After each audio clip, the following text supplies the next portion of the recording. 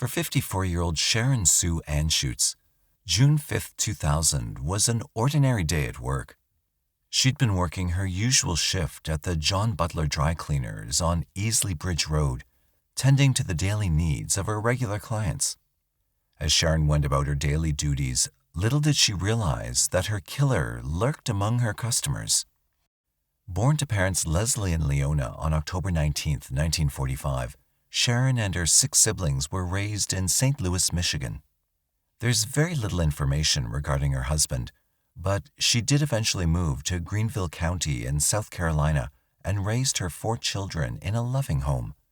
In 1990, she lost her son, Frank, in a tragic accident. Sharon worked at the John Butler Dry Cleaners and was a familiar face in her community. At 1:30 p.m. on Monday, June 5, 2000, an elderly customer stopped by the dry cleaners to collect his laundry. He noticed the shop was unusually quiet. Stepping inside, he checked behind the counter and found Sharon sprawled on the floor with blood pooling beneath her.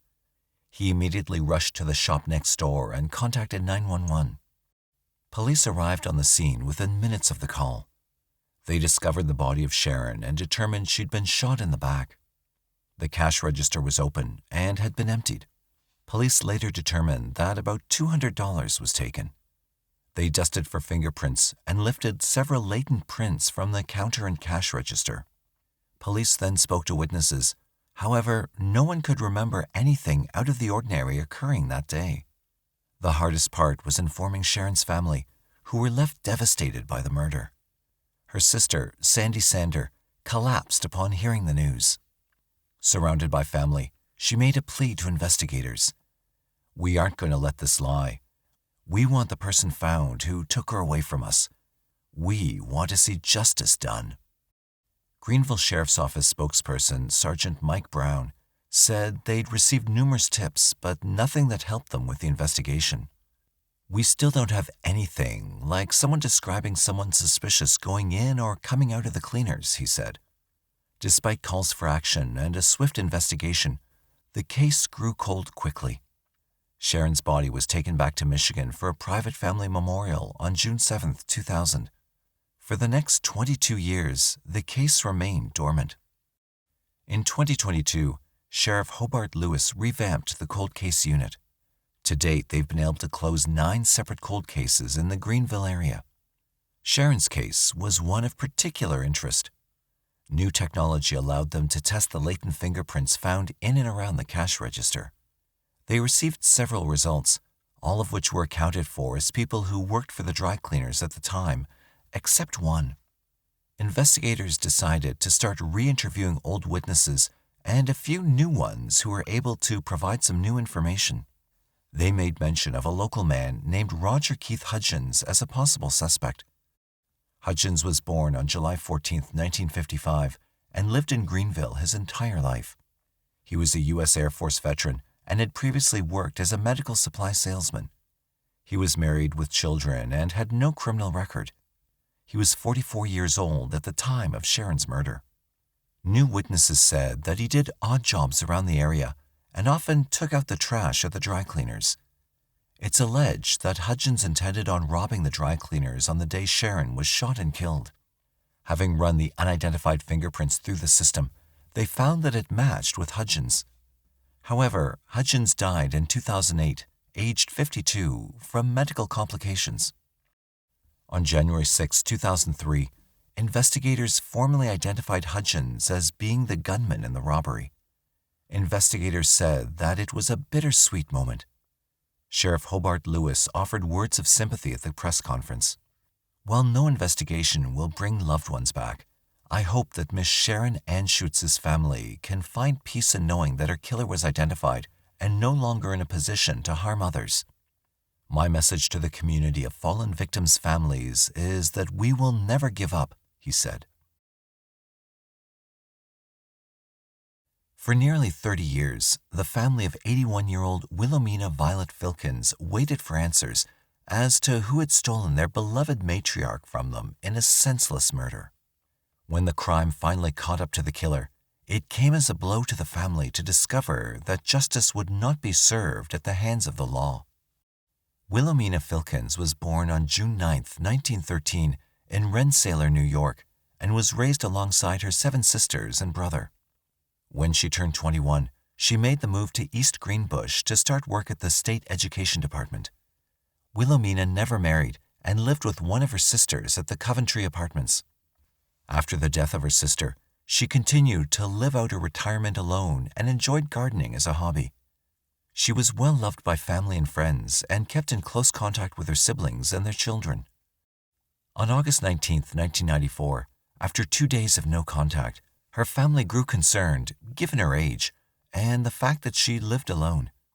Her brother, Sterling Filkins, and his daughter Carol decided to pay her a visit.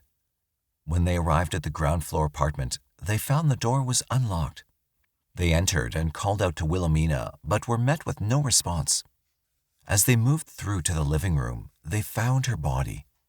They immediately contacted the police.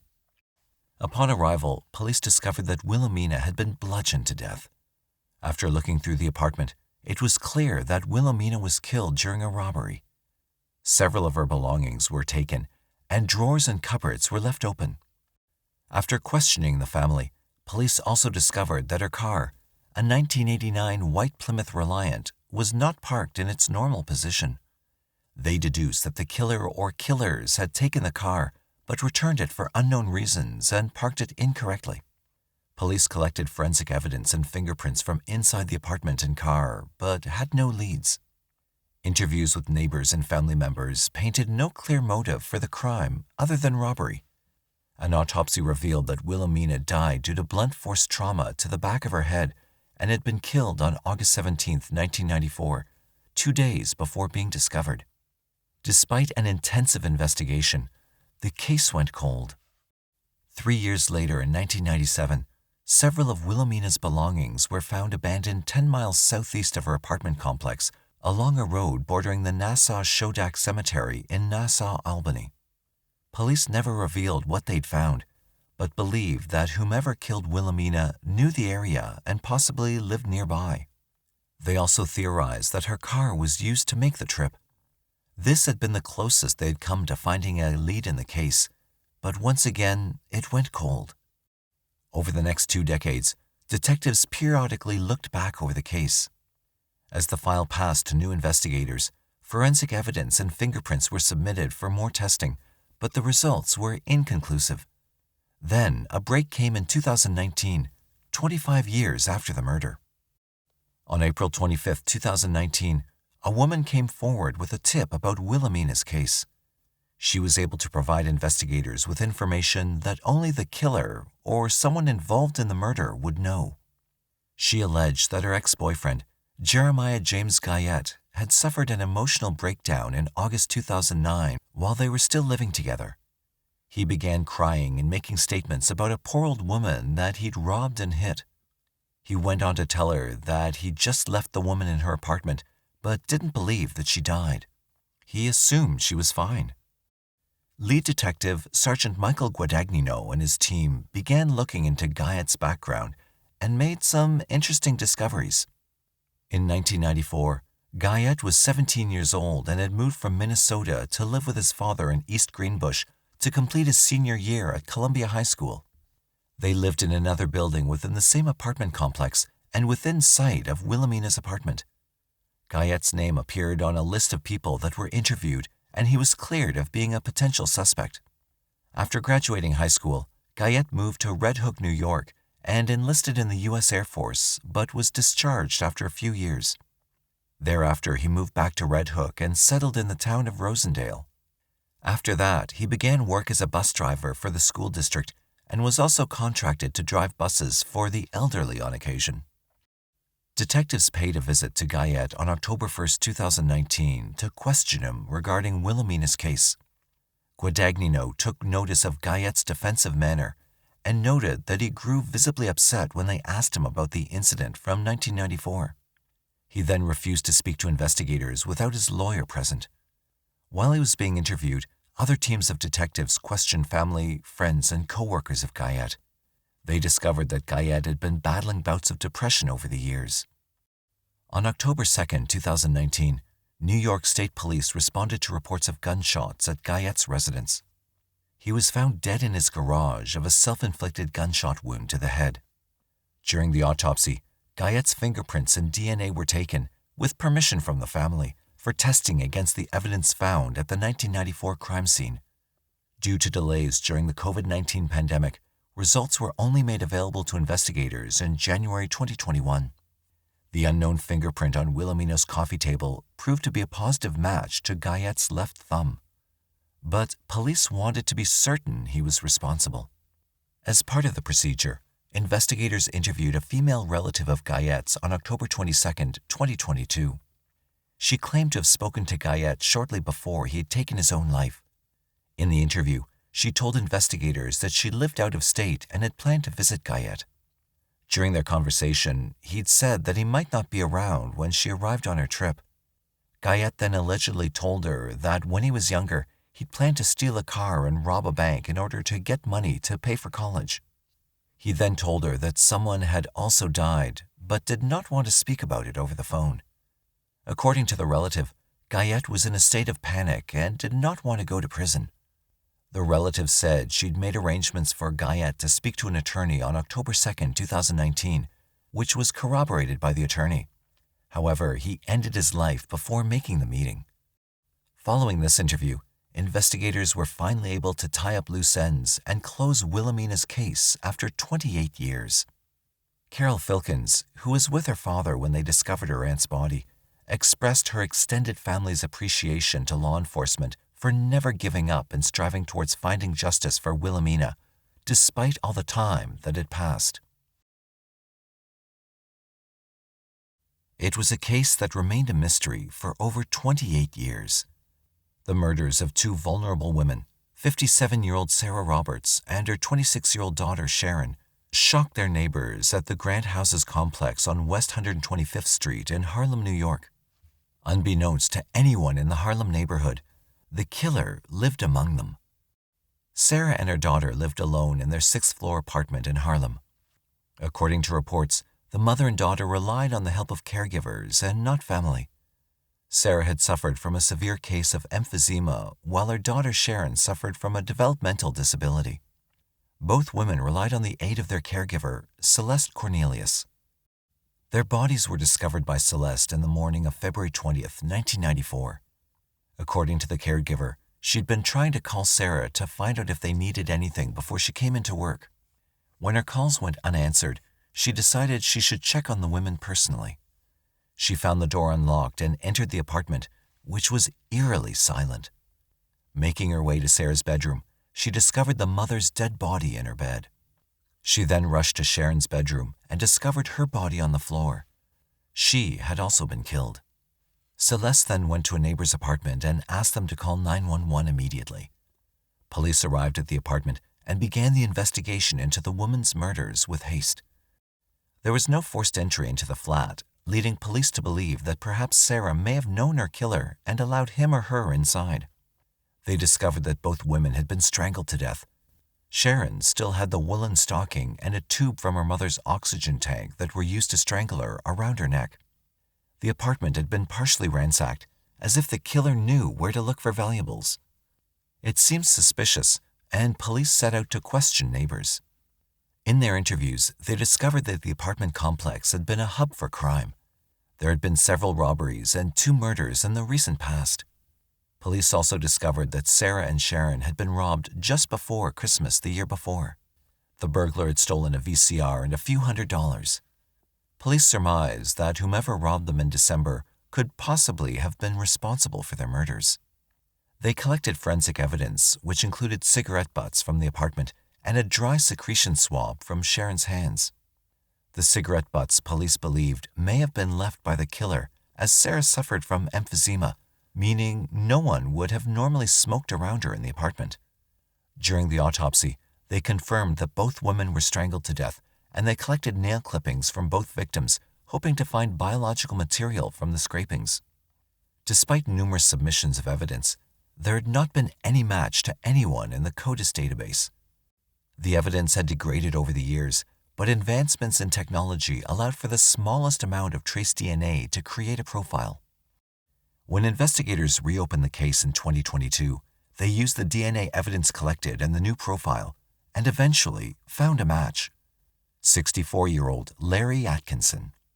Atkinson was a career criminal with 28 prior arrests under his belt. He'd been in and out of prison since 1985, and his criminal convictions included drug-related incidents, assaults, and attempted robbery. He was paroled in 2013 after serving a 2-year sentence for a drug sale conviction. It was during his last arrest that his DNA had been taken and added into the national database. On Monday, January 23, 2023, Atkinson was arrested from his apartment in Harlem, 13 blocks from where the murders took place. He'd been living there with his partner, Celeste Cornelius, age 65, who was the primary caregiver of both Sarah and Sharon Roberts for the last 25 years of their lives. Investigators discovered that both Atkinson and Cornelius were interviewed after the murders. They had not been ruled out, nor had either been labeled a suspect. Atkinson had to be taken away in a wheelchair with an oxygen mask, as he had been diagnosed with cancer. Following his arrest, Atkinson was treated at a local hospital before being released into the custody of police. His partner, Celeste, stands firm that Atkinson was not responsible for the deaths of both Sarah and Sharon. "I know he didn't do it. I don't want you to misquote me, but I know he didn't do it. I don't care about the DNA, none of that mess. He didn't do it," she said. The couple's neighbor, Juliet Wilson, said they'd lived together in the apartment for 20 years and said the couple were good people. "He's a nice guy. They don't fight about anything. This whole thing is surprising to me," she said.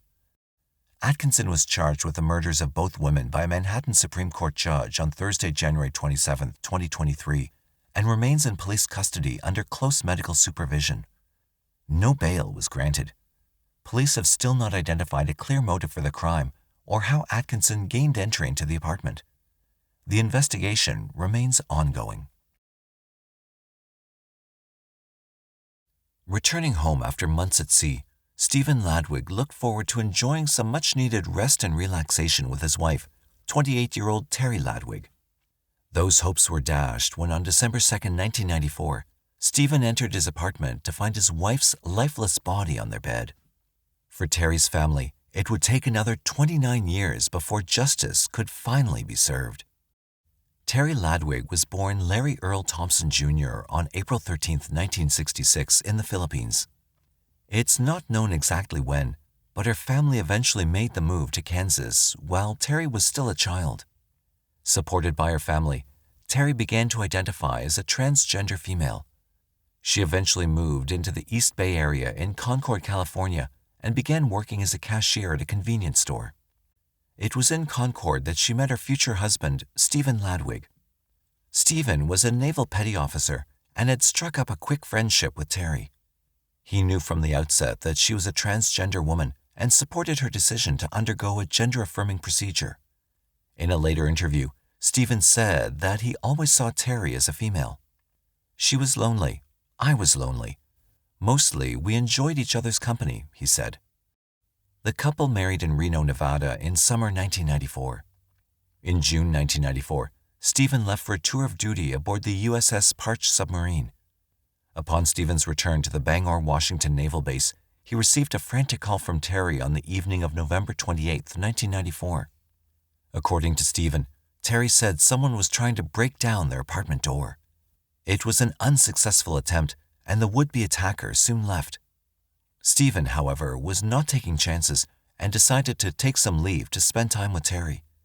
He soon returned home to their Adelaide Street apartment in Concord, expecting to spend some quality time.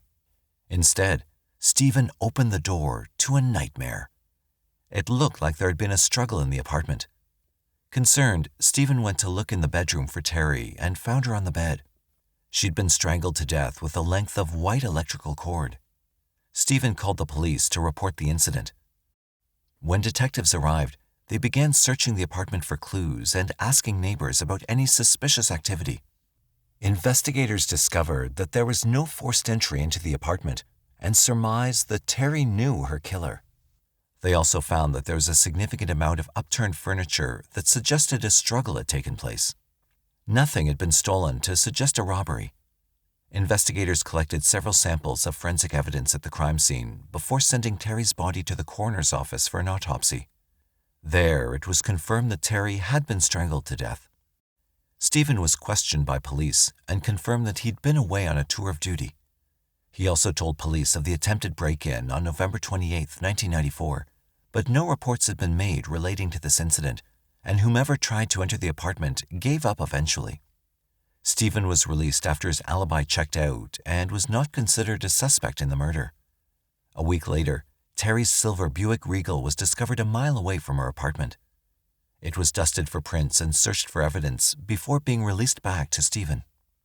Following Terrie's murder, newspapers focused more on the marriage between Terrie and Stephen rather than the tragedy of her death. A month after the murder, Stephen was given an other-than-honorable discharge from the Navy following a disciplinary hearing after an investigation into his and Terrie's same-sex marriage. Same-sex marriages were not legal in California in 1994. Over the years, the case went cold, but detectives checked in on the cold case from time to time. In mid-2022, investigators reopened the case and began working with the FBI to try to crack it. In early January 2023, after another round of evidence submissions provided a match and the reviewing of witness statements provided a name, police were able to link a single suspect. It led them to the doorstep of 55-year-old James William Grimsley of Salt Lake City, Utah. Investigators have provided scant details regarding his background and arrest so far. Grimsley is an Oregon native who moved to Utah due to his work as a trucker. Concord law enforcement, together with Salt Lake City officials and the FBI, tracked down and arrested Grimsley on January 26, 2023, from his home in Salt Lake City. He was later extradited to Contra Costa County, where he was charged with murder and booked into the Salt Lake County Jail on a $1 million fugitive warrant. Investigators have still not released statements on what forensic evidence linked him to the crime, but say that his background in trucking may have brought him to the Contra Costa County area in the 1990s. Police say that Grimsley would have been around 26 years old at the time of the murder. "We are confident he's the person who committed this murder," said Lieutenant Sean Donnelly. After hearing the news, Terrie's good friend Brittany Shoris, who also identifies as a transgender woman, said she never thought the crime would be solved. "She was a great woman. She had a great personality. She made people laugh. She'd brighten my day when she came in. We talked about transgender issues and the laws that we didn't have back in those days that we have today," said Shoris. There's still no clear motive for the crime, but reports suggest that it may have been a hate crime. Investigators, though, have not provided more details, stating that the investigation remains ongoing. Donnelly and his team have notified Terrie's family and her husband Stephen, who have not yet released any statements regarding the arrest. "She was young and had her whole life ahead of her. Hopefully there'll be some justice after all these years," said Don. For the family of 25-year-old Christine Franke, they never believed her case would be solved. It was a tragedy that had broken her family.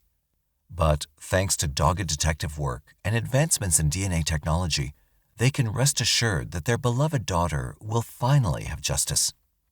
Christine was born on August 13, 1976, to John and Tina Franke.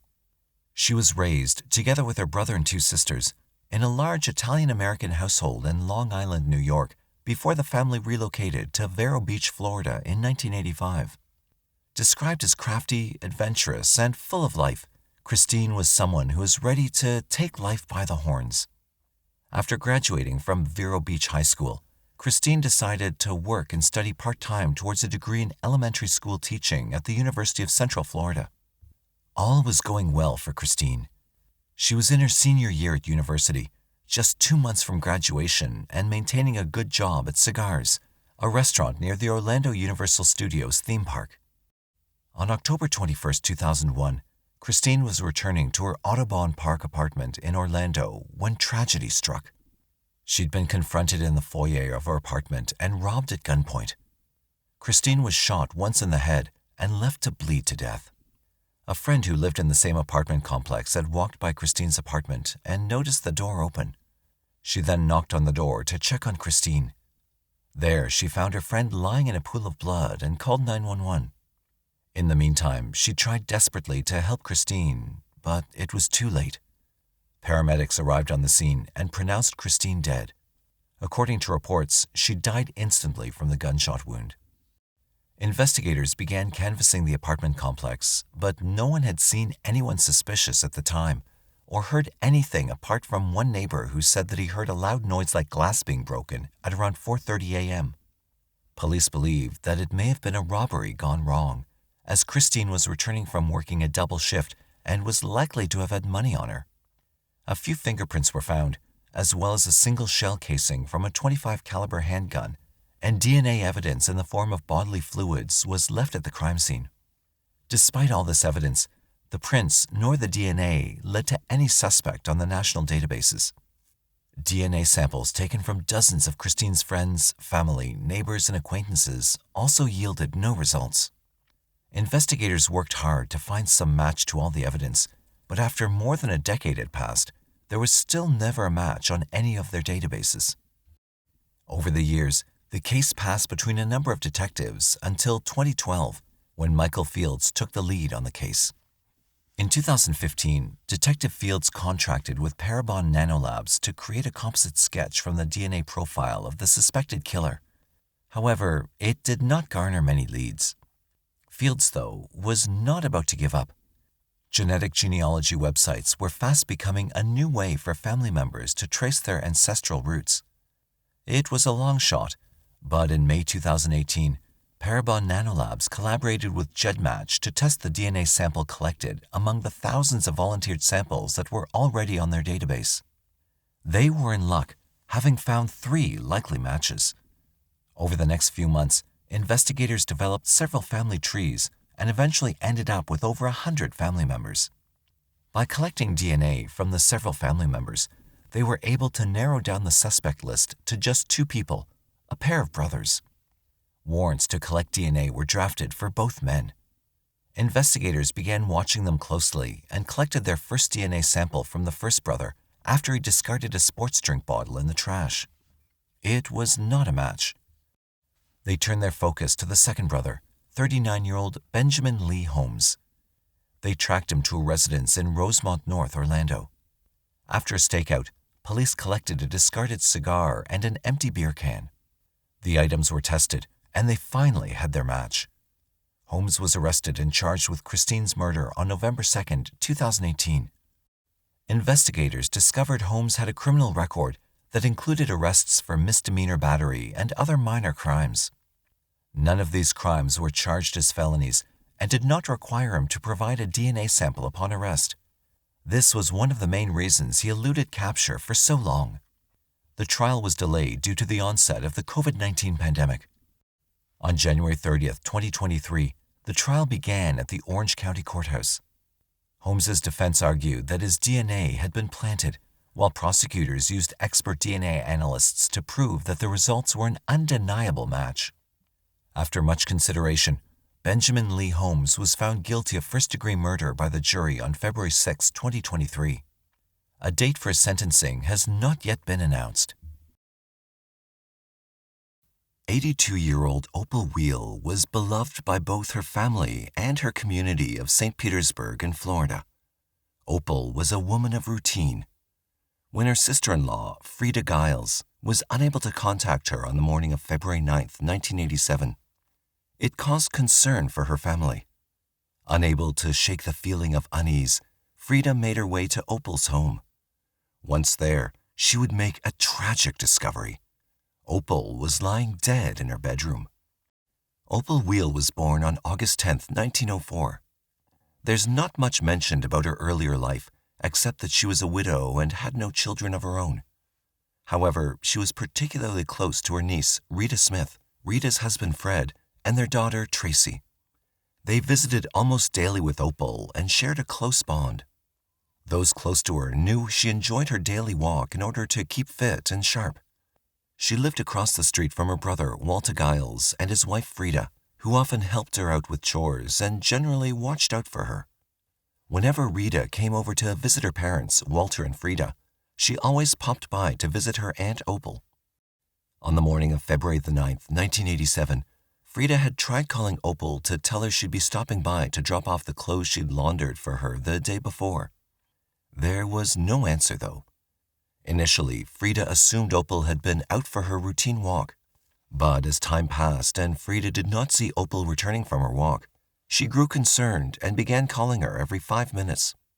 By 8:10 a.m., Frida's sense of unease became overwhelming, and she decided to go over and check on Opal personally. She tried opening the front door, but it was locked. She then walked around to the back. First, she noticed the kitchen nightlight was still on, something that was unusual because Opal switched the light off every morning when she woke up.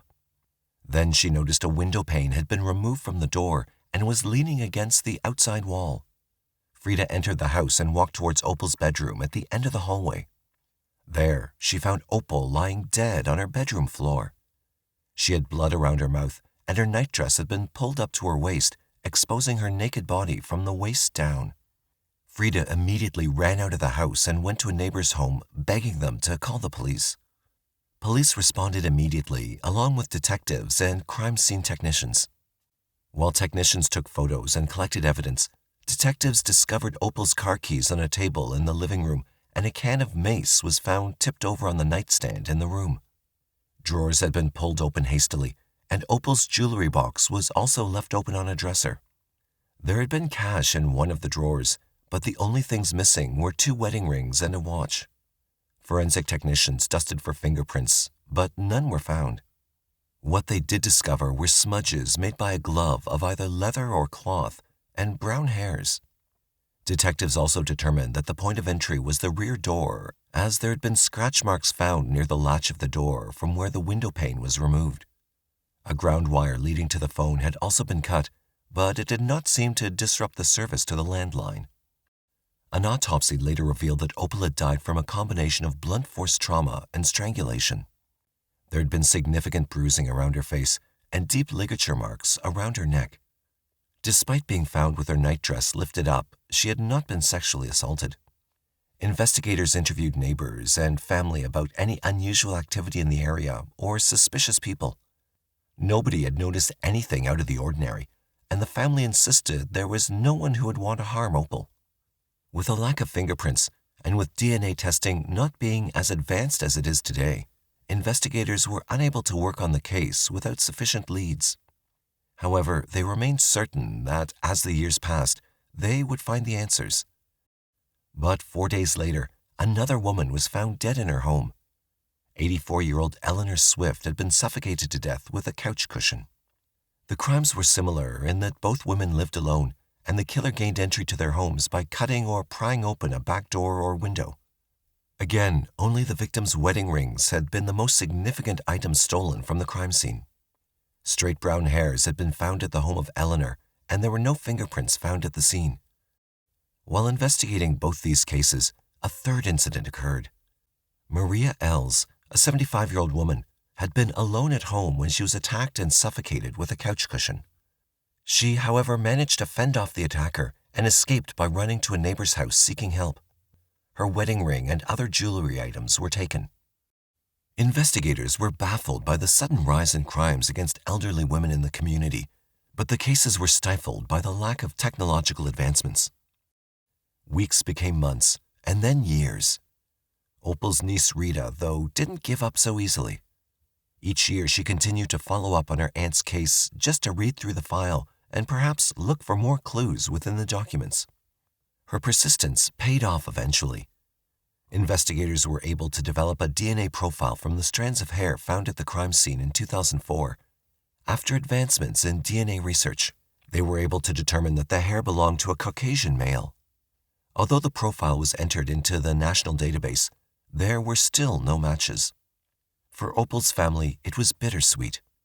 Both Rita's parents had passed away by then, and it was only her family who carried the torch forward.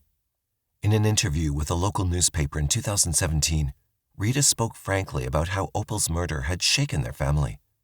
At age 84, Rita said she'd forgotten many things over the years, but never the sight of her mother trembling on the porch of her aunt's house or seeing Opal's legs through the door of the bedroom. Rita told reporters that her mother Frida had often had premonitions like dreams. She also stated that her mother Frida feared Opal's killer would never be found.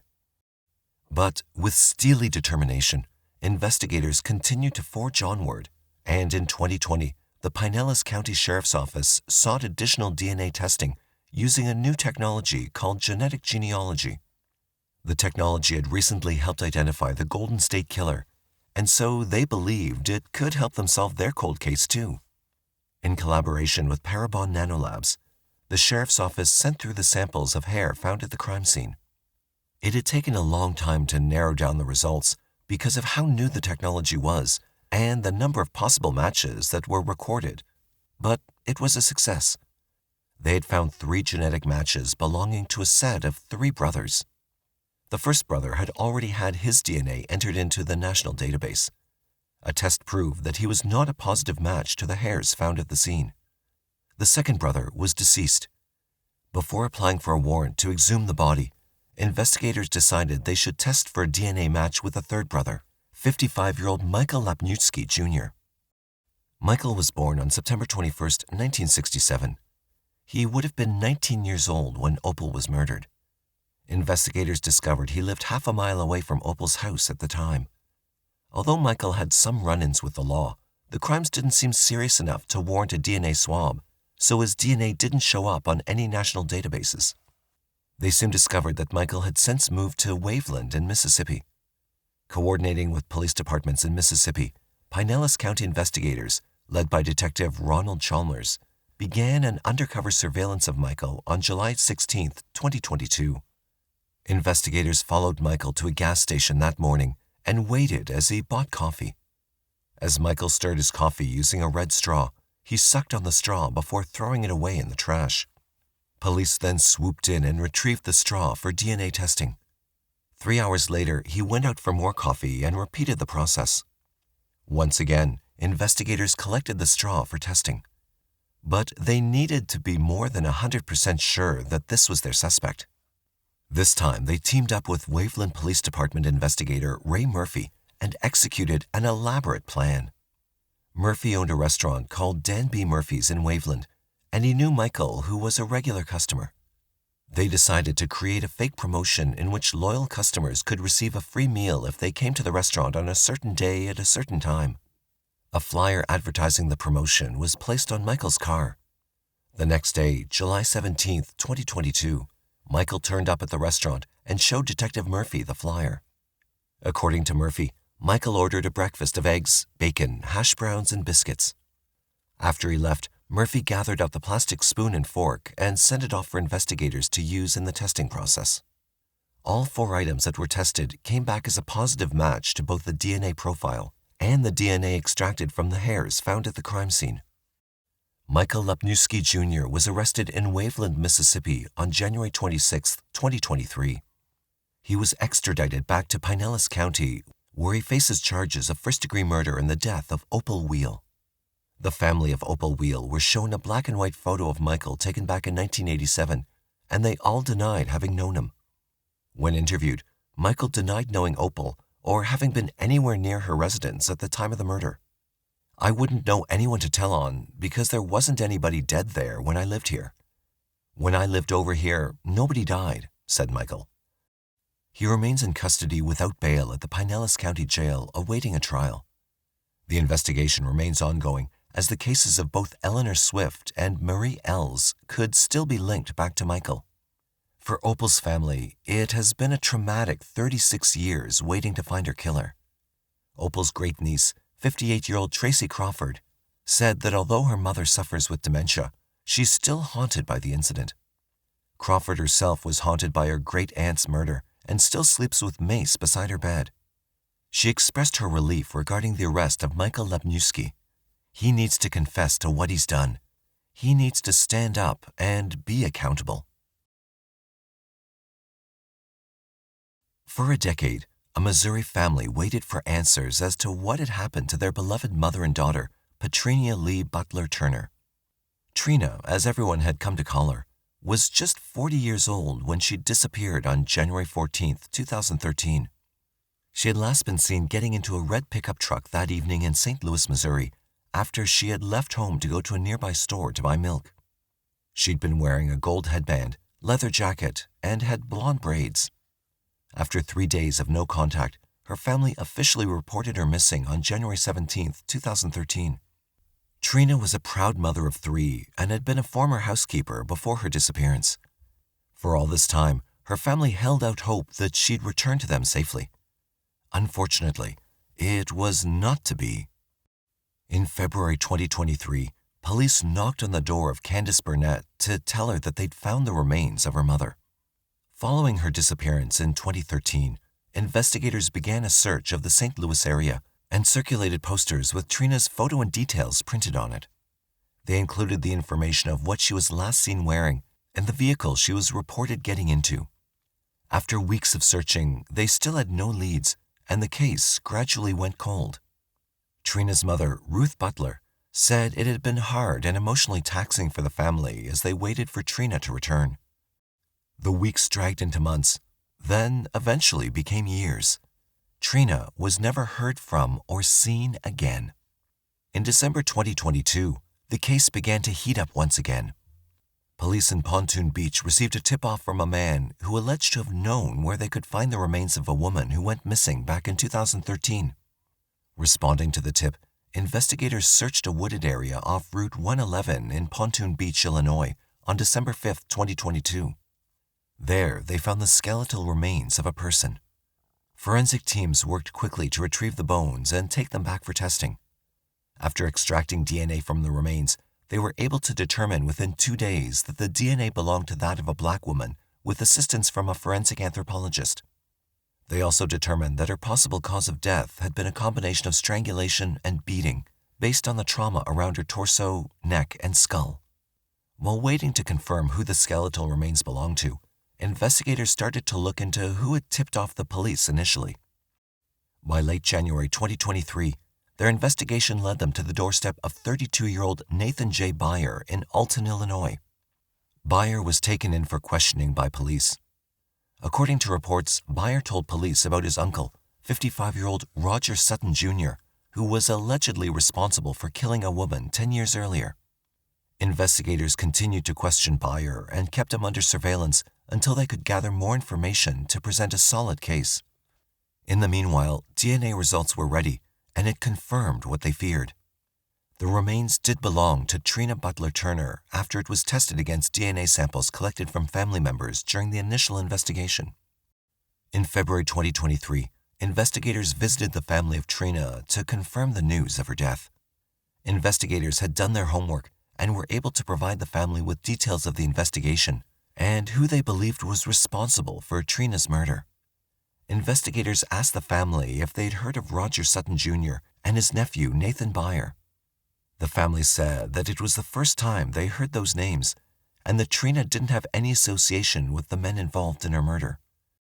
Sutton, it appeared, was no stranger to law enforcement. His past felony convictions dated back to the early 1990s and included residential burglary, battery, and unlawful restraint. Sutton, though, was already convicted for drug-related charges from 2021 and is currently serving a 2-year sentence at the Centralia Correctional Center. On February 2, 2023, the police department announced that they'd formally charged Sutton with first-degree murder, for which he'd face another 60-year prison sentence and 1 count of concealing the homicidal death of Trina. On February 14, 2023, Sutton was due to be paroled, but following the charges, he'll now be transferred to Madison County Jail and held on a bond of $3 million. Nathan Byer has been charged with 1 count of concealing the homicidal death of Trina and is also being held at the Madison County Jail on bail of $500,000. Investigators have still not fully divulged how they managed to link Sutton and Byers to Trina's murder, but confirmed that Byer was instrumental in revealing details only the killer would know. They said as the case progresses, more information will become available. For now, they're working on finding anyone who could provide additional information that would help in solving the case. Pontoon Beach Police Chief Chris Madrusik said that they had to move the investigation fast to avoid Sutton slipping away before he could be charged. "We moved pretty quickly on this, knowing he was about to get out of prison." Madison County State Attorney Thomas Hayne commended the diligent police work that led to the arrests. Today, we can now say that due to extraordinary police work, we believe we found Trina's body. We believe she was murdered, and we believe we've found her killer. Hayne also sympathized with the family. We want to tell them that we're sorry for their loss. 10 years is an incredibly long time. We did not forget Trina. You did not forget Trina. And we will fight for justice for Trina. Her daughter Candace thanked investigators for working on the case and not forgetting about her mother. She said it had been sad and disturbing receiving the news of her death from the police. I just want justice, and I want this person to never get out of jail, ever. Even the other person that was with them, because both of them played a part. That's all I want to say. That's it, she said. Police are awaiting further test results and evidence to come back from the crime lab as they pursue the case further. On November 19, 1997, a Lenawee County farmer began making preparations to cut his corn stalks down for harvesting. It had snowed lightly the previous evening, but fortunately there was no damage to any crops. Making his way closer to the edge of the area, he noticed a bulge on the ground that was covered by a light dusting of snow. As he drew closer, he realized he was staring down at a dead body, minus the head and hands. He immediately contacted the police, who arrived at the farm with haste. Forensic technicians were able to determine that the body had been dumped in the field some time ago and that it was male. Decomposition had already set in, with insect and animal activity contributing to further degradation of the body. Investigators searched the area for evidence, but nothing was found.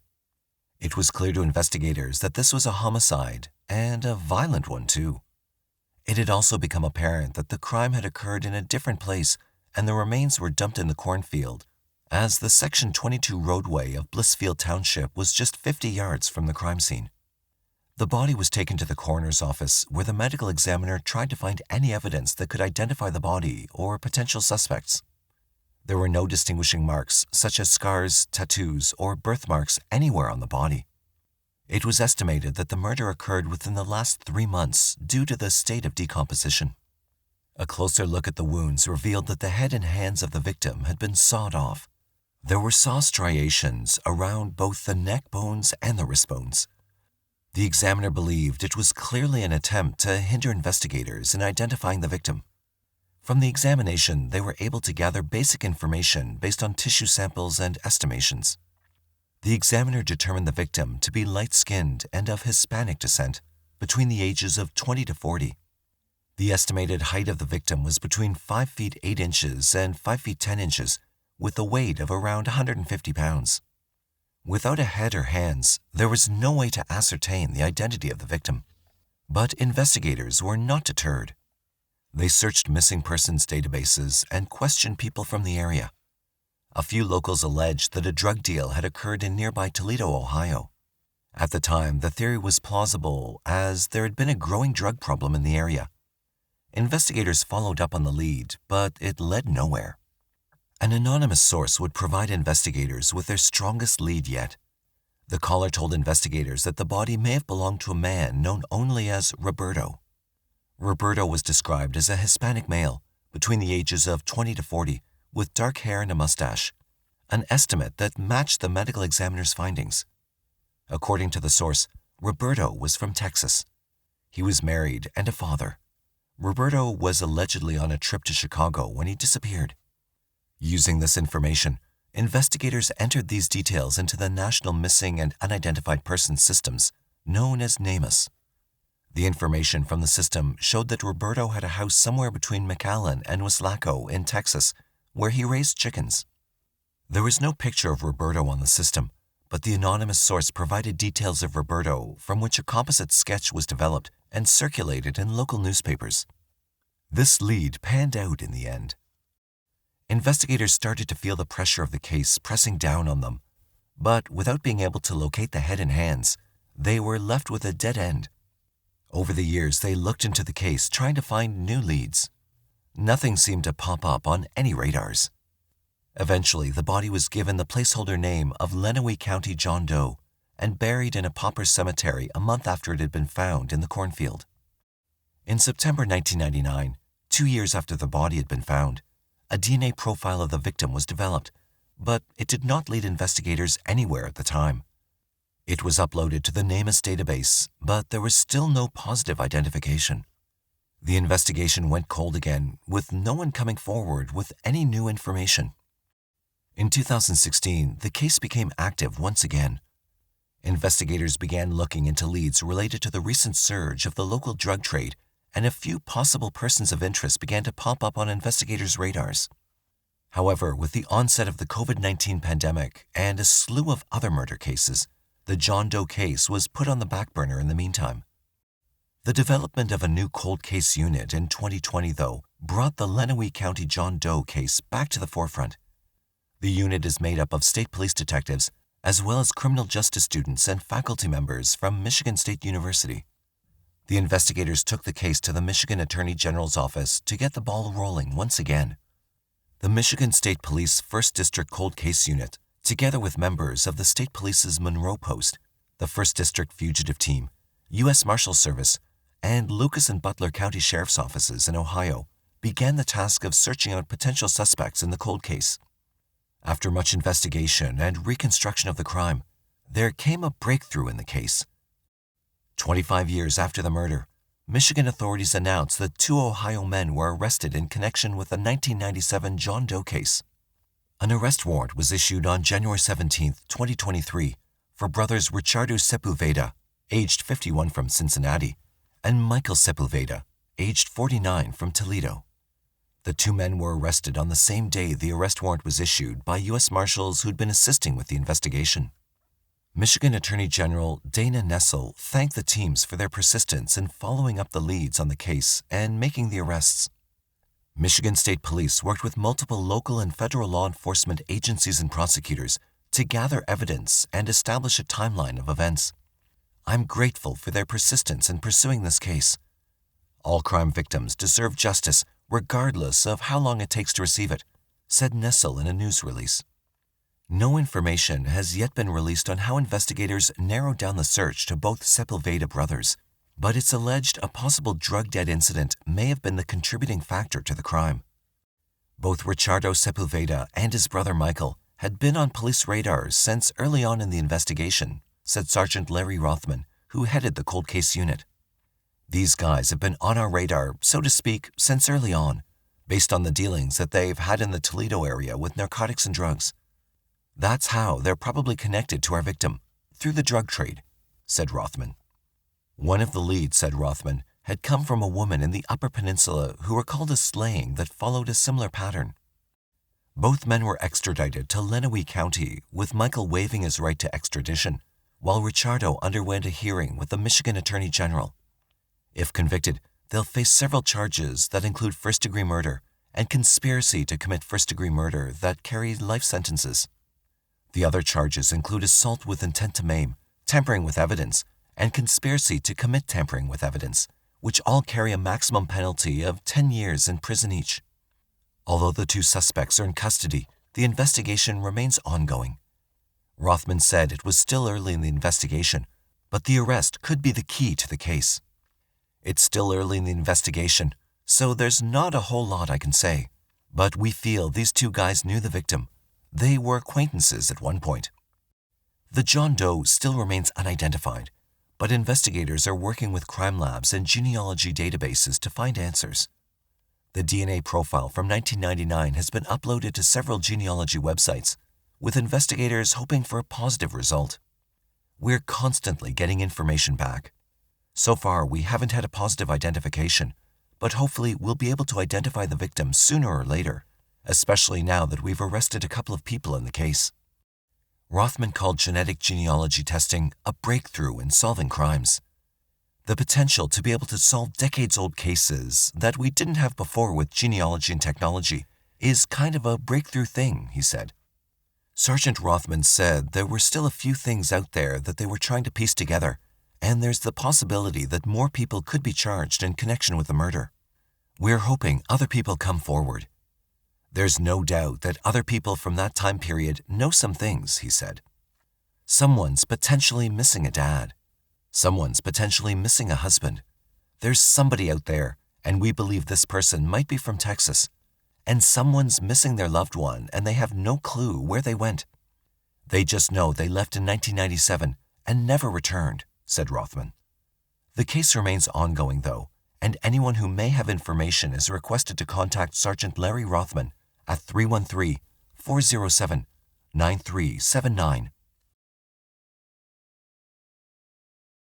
March 31st, 1972 was Good Friday, and best friends Brad Ballino and Donald Don Templeton, both 12 years old, were making plans to spend the night at Don's house.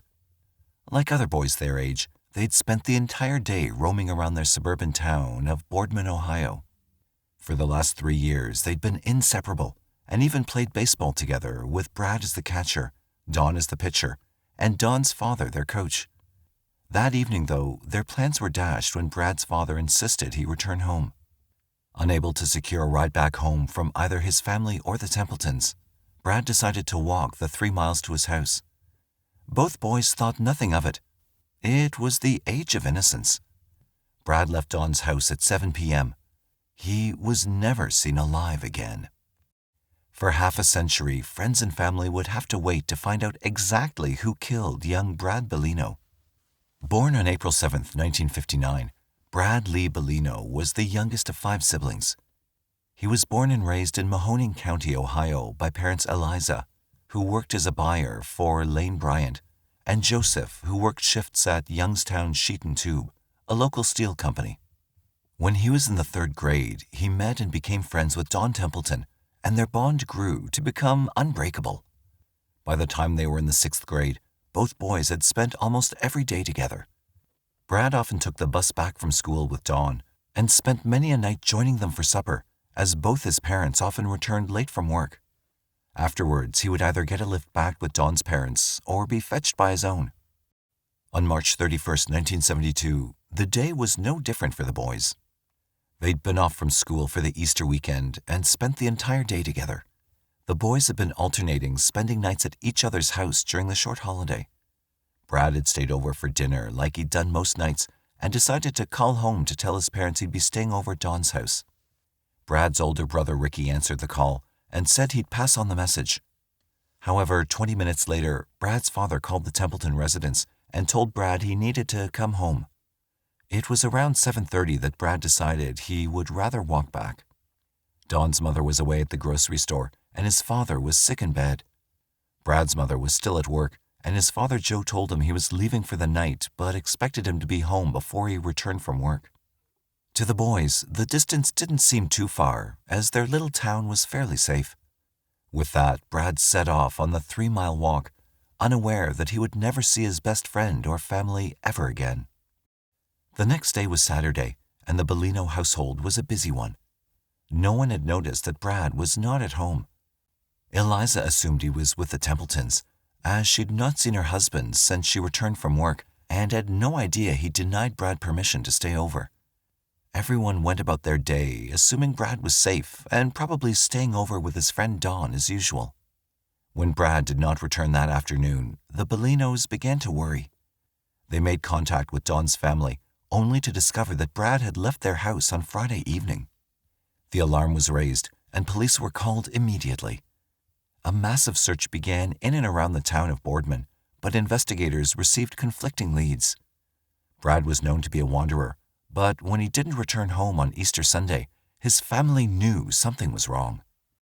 The search continued for Brad throughout the holiday weekend, but took a tragic turn on Tuesday, April the 4th, 1972. Paul Smith, an employee of Very Sanitation Company, had been collecting trash at around 8 a.m. from the dumpster behind Islay's Dairy Store in the Boardman Plaza when he discovered a boy's body covered in cardboard boxes and waste from the local stores. He immediately contacted the police, who arrived at the scene and knew they had found the missing 12-year-old. For confirmation, investigators contacted Tony DiPolito, a Youngstown policeman and member of the Vice Squad, to come down and identify the body.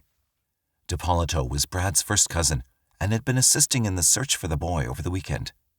He was able to positively identify his cousin. Brad had been found with his striped pants undone and pulled down below his hips. His sneakers were sticking up at an angle, and his head was found in a downward position. A belt belonging to Brad was found tightly fastened around his neck. After collecting evidence from the scene, Brad's body was taken to Southside Hospital in Youngstown, where Dr. David A. Belinkie performed the autopsy. The doctor determined that Brad had been killed at around 9 p.m. on Saturday night, a full 24 hours after he allegedly disappeared. It was later determined that the estimated time of death may have been wrong, seeing as Brad's stomach contents still had trace amounts of undigested chicken and pineapple, the last meal he'd eaten at Dawn's house. The doctor determined he was killed by strangulation and had also been sexually assaulted.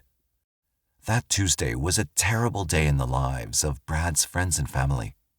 Tony DiPolito was the one who delivered the devastating news to his aunt and uncle. Their lives had been shattered by the tragedy. For Brad's friends from school, the news was shocking. Dawn remembered being in a math class when their teacher announced that Brad had been found. Cheers went up from the entire class upon hearing their friend was found. What they didn't realize was the teacher had not told them the entire story. Cheers of joy turned to tears of pain and sorrow when she told them his body had been found in a dumpster just 2 miles from his home. Police launched an immediate investigation and began by interviewing those closest to him, including Dawn, who had been the last person to see him. Dawn told investigators that on Friday they'd been followed by a brown van.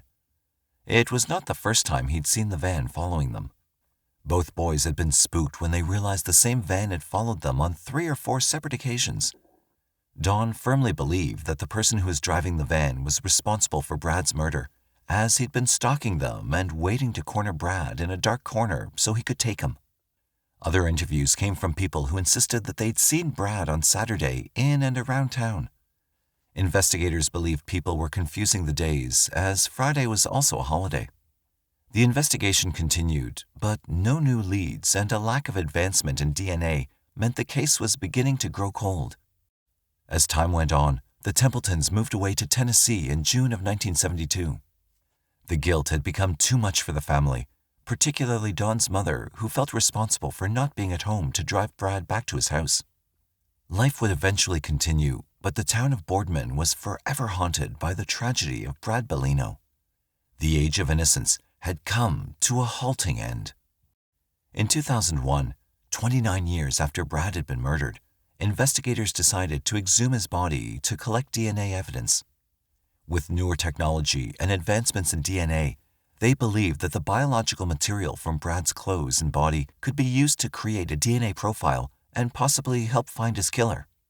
They were able to extract biological evidence from Brad's body and the clothes he'd been wearing when he was murdered.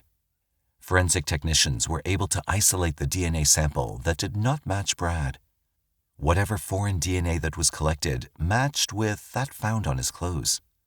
Investigators ran the DNA profile through CODES, but there was still no match. Although they had a sample, they still had no leads.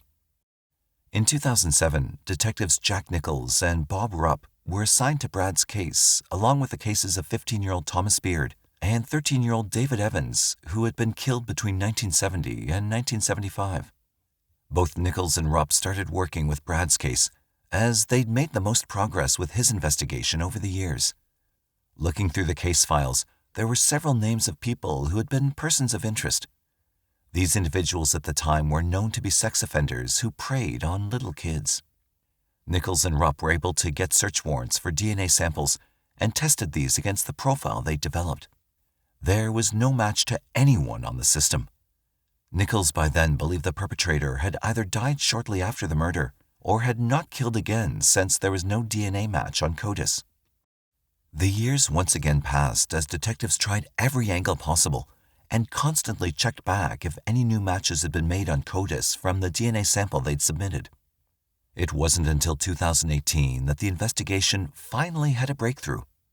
Genetic genealogy testing was becoming popular in criminal investigations as the technology was able to trace DNA found at crime scenes through DNA submitted by possible family members on genealogical websites.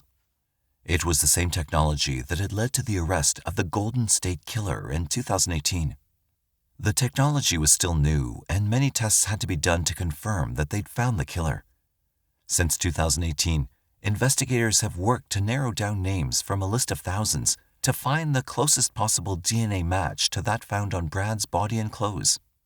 Boardman police worked with Parabon Nanolabs and narrowed down the suspect to being of European descent with fair skin that had freckles, brown or hazel eyes, and black or brown hair.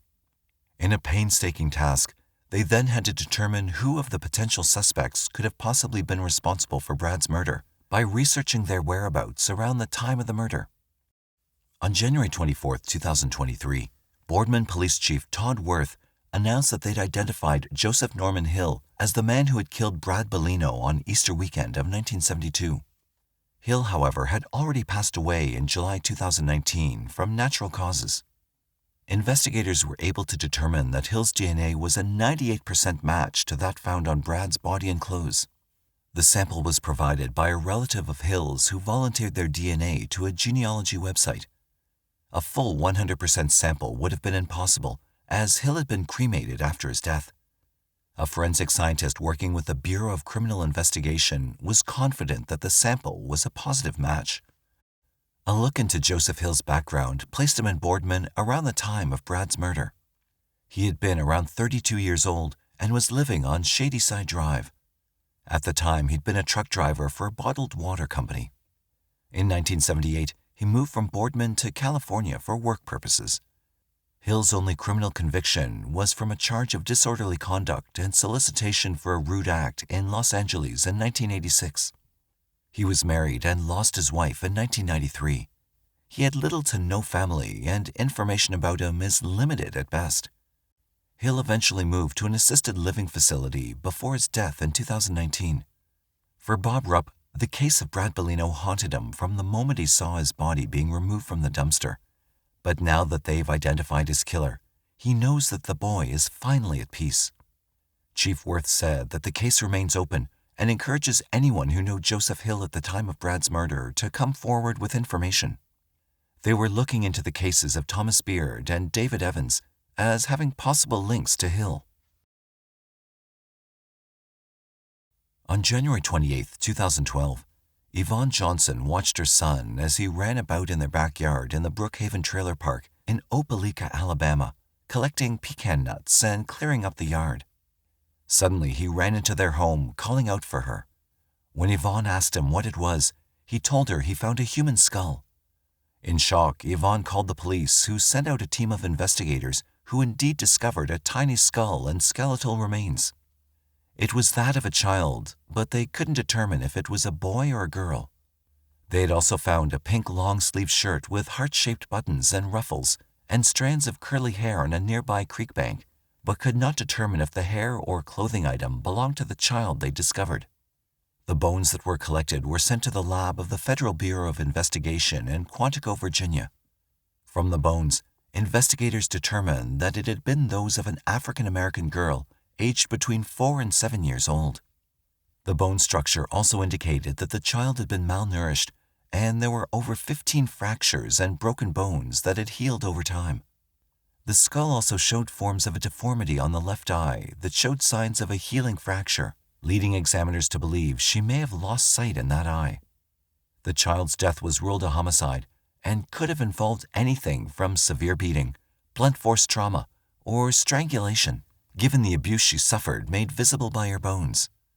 Medical examiners determined she'd been killed any time between 2010 and 2011 and her body dumped in the Opelika area.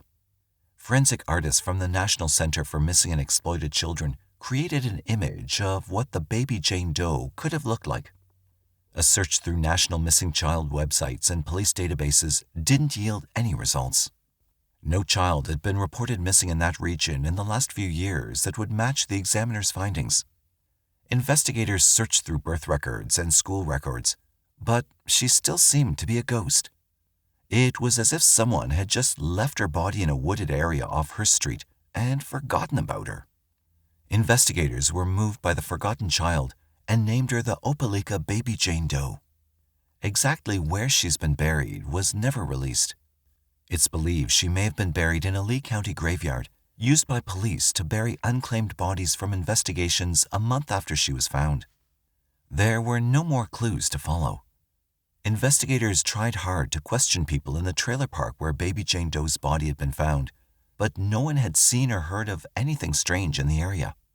Her case went cold, but the investigators never truly forgot about the unknown baby girl. It also seemed the public too remembered the little child. In September 2016, 4 years after the child's skeletal remains were found, a teacher from the Vacation Bible School at the Greater Peace Church in Opelika came forward with a picture of a child she believed may be the missing girl. She'd been looking through old photos and found one of the children from a 2011 summer class. She noted that the child had an unkempt appearance and was not very clean. The teacher added that she remembered the child had been either 4 or 5 years old and had trouble interacting with other children.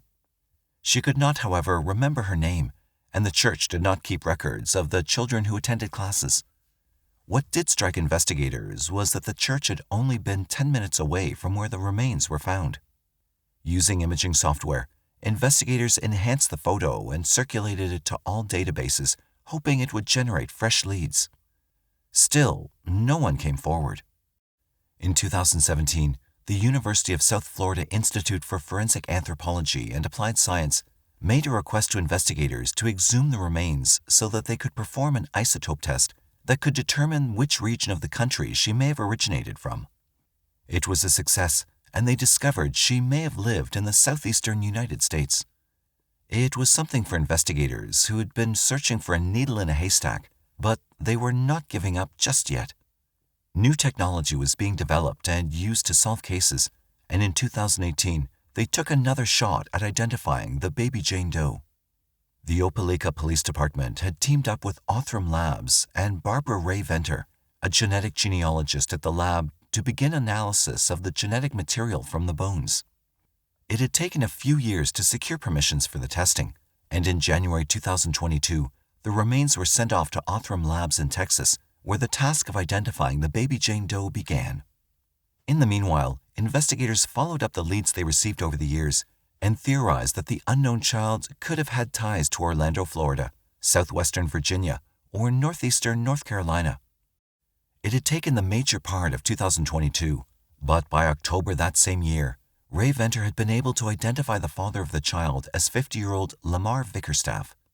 Lamar worked for the United States Navy and had been stationed in Jacksonville, Florida. Detectives had visited the naval base and interviewed Lamar, who denied any knowledge of the child. It seemed they had reached a dead end. With the aid of NCIS, another meeting was scheduled with investigators on December 5, 2022. This time, though, Lamar was absent without leave, or AWOL, and investigators had to track him down to another part of Jacksonville. He was requested to submit DNA for testing, and his wife Ruth was also interviewed by investigators. Ruth denied knowing of a child Lamar may have fathered before they were married, or even knowing who the child's mother could possibly be. With interviews done, investigators returned with a DNA sample and proceeded with testing. It had proved to be a match. But there were still holes in the investigation. Investigators once again turned to Ray Venter, who in December 2022 was able to identify the biological mother of the child as being 37-year-old Sherry Wiggins. Investigators tracked down Sherry to Baltimore in Maryland. What they didn't expect was the bombshell revelation she was about to provide them. She told police that she did in fact have a daughter named Amorre Jovia Wiggins, who she believed would have been 17 years old by now. Investigators had to break the tragic news to Sherry, who'd been hoping to be reunited with her daughter when she turned 18 the next year. It was a moment of heartbreak for the mother, who went on to tell police a sordid tale of deception. Sherry told police of how she'd met Lamar when she was just 20 years old.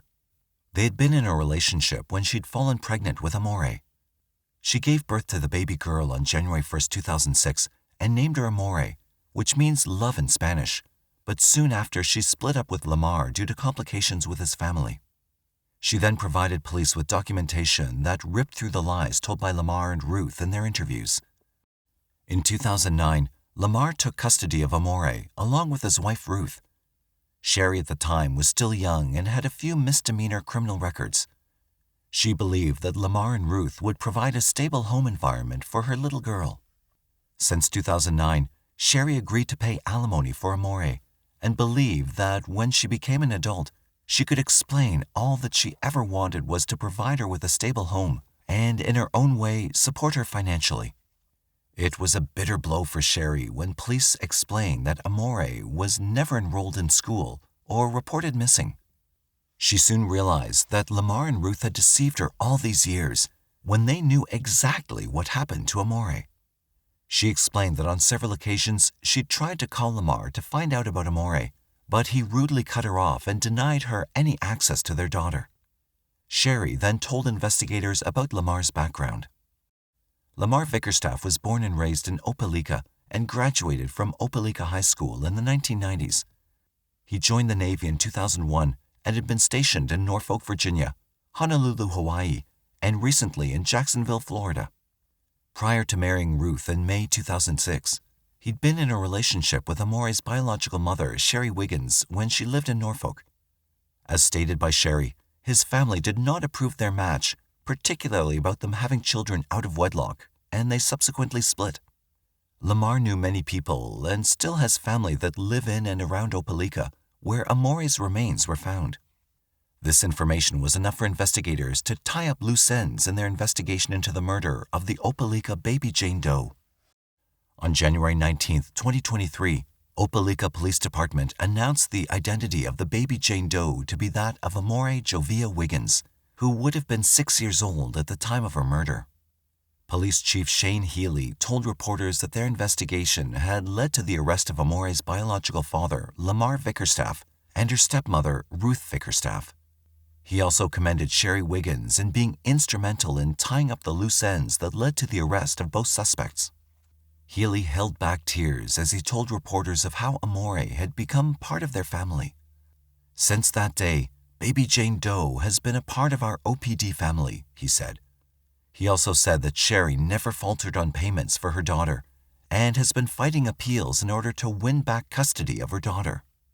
Captain Jonathan Clifton said that Amorre suffered a tremendous, horrible death. "She had a tragic end to her life, and we need the public's help. We need them to come forward and help us make sure we get justice for this job," he said. Lamar and Ruth Vickerstaff were arrested on January 17, 2023. Lamar was charged with first-degree murder and failure to report a missing child, while Ruth is charged with failure to report a missing child. On Monday, January 30, 2023, Lamar was denied bail during Aeneas' hearing by Judge Jeff Tickle at the Lee County Circuit Court. The Aeneas hearing allows the judge to use discretion in denying bail to any suspect who poses a threat to children under the age of 6. Named after Aenea Blanchard, who was murdered in October 2019, the amendment was made to the Alabama State Constitution in November 2022 after Alabama voters unanimously approved the changes. This after the killer of Aenea made bond and was released despite his violent criminal history. Ruth Vickerstaff, though, was able to make her bond of $10,000 and is out on bail, but has been denied the privilege of leaving Alabama. She plans to appeal her case on March 22, 2023. Lamar's grand jury hearing is set to begin in the first week of March 2023. Sherry Wiggins continues to seek justice for Amorre. Her message to both Lamar and Ruth was to just tell the truth. "Please, just tell the truth. Only tell the truth. She didn't deserve this. Justice is coming," she said. A GoFundMe page has been set up for those interested in contributing toward the burial of Amorre Wiggins that took place in Norfolk, Virginia on February 25, 2023. Whatever remains from the fund will be used by Sherry to help investigators with their case against Lamar and Ruth Vickerstaff. Mary Mathis Davis was born on February 12, 1958, in the quaint town of Lexington, North Carolina. There's little information about her childhood years, other than the fact that she had a sister named Lisa Hinkle, with whom she shared treasured memories. Lisa vividly recalls Mary's infectious smile and kind-hearted nature. Mary had a unique gift of making everyone feel at ease in her company. Fast forward to 1987. Mary, who was then 29, had found love and settled down with her husband, Richard Davis. Together, they were blessed with 2 beautiful children, a boy and a girl. The youngest was barely a year old at the time. Mary had a lot on her plate. She not only had to take care of her family, but also needed to support her husband in putting food on the table. For this reason, she started working at Lanier's Ace Hardware located in Lexington. Despite the daily struggles, Mary's family was thriving. Her kids were happy and healthy, and Mary felt a sense of pride in her ability to provide for them. But just when everything seemed to be falling into place, tragedy struck. May 30th, 1987 was supposed to be just another regular day at Lexington Lanier's Ace Hardware store. Little did anyone know, it would be anything but. Mary arrived that morning at the store, ready to tackle the day's tasks.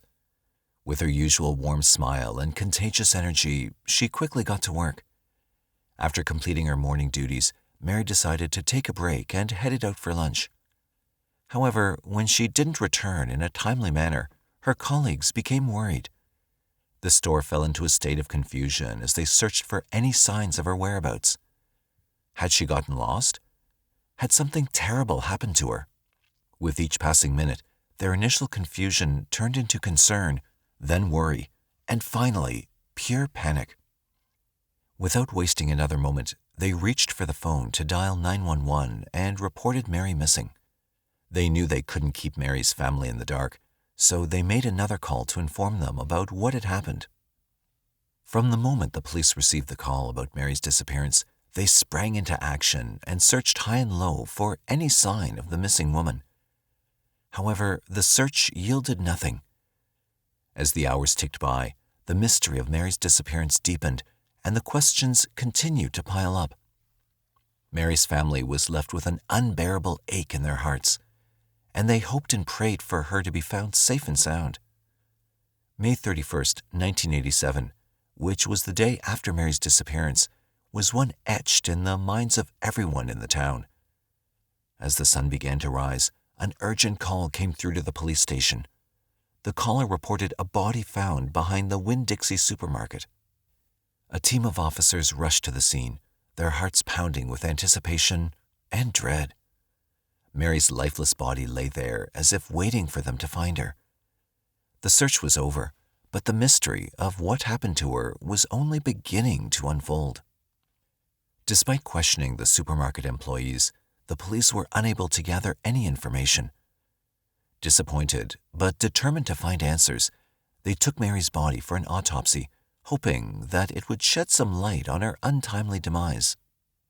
The news of Mary's death hit her family like a freight train. It was a day that they would never forget. The family was in disbelief, and their hearts were shattered into a million pieces.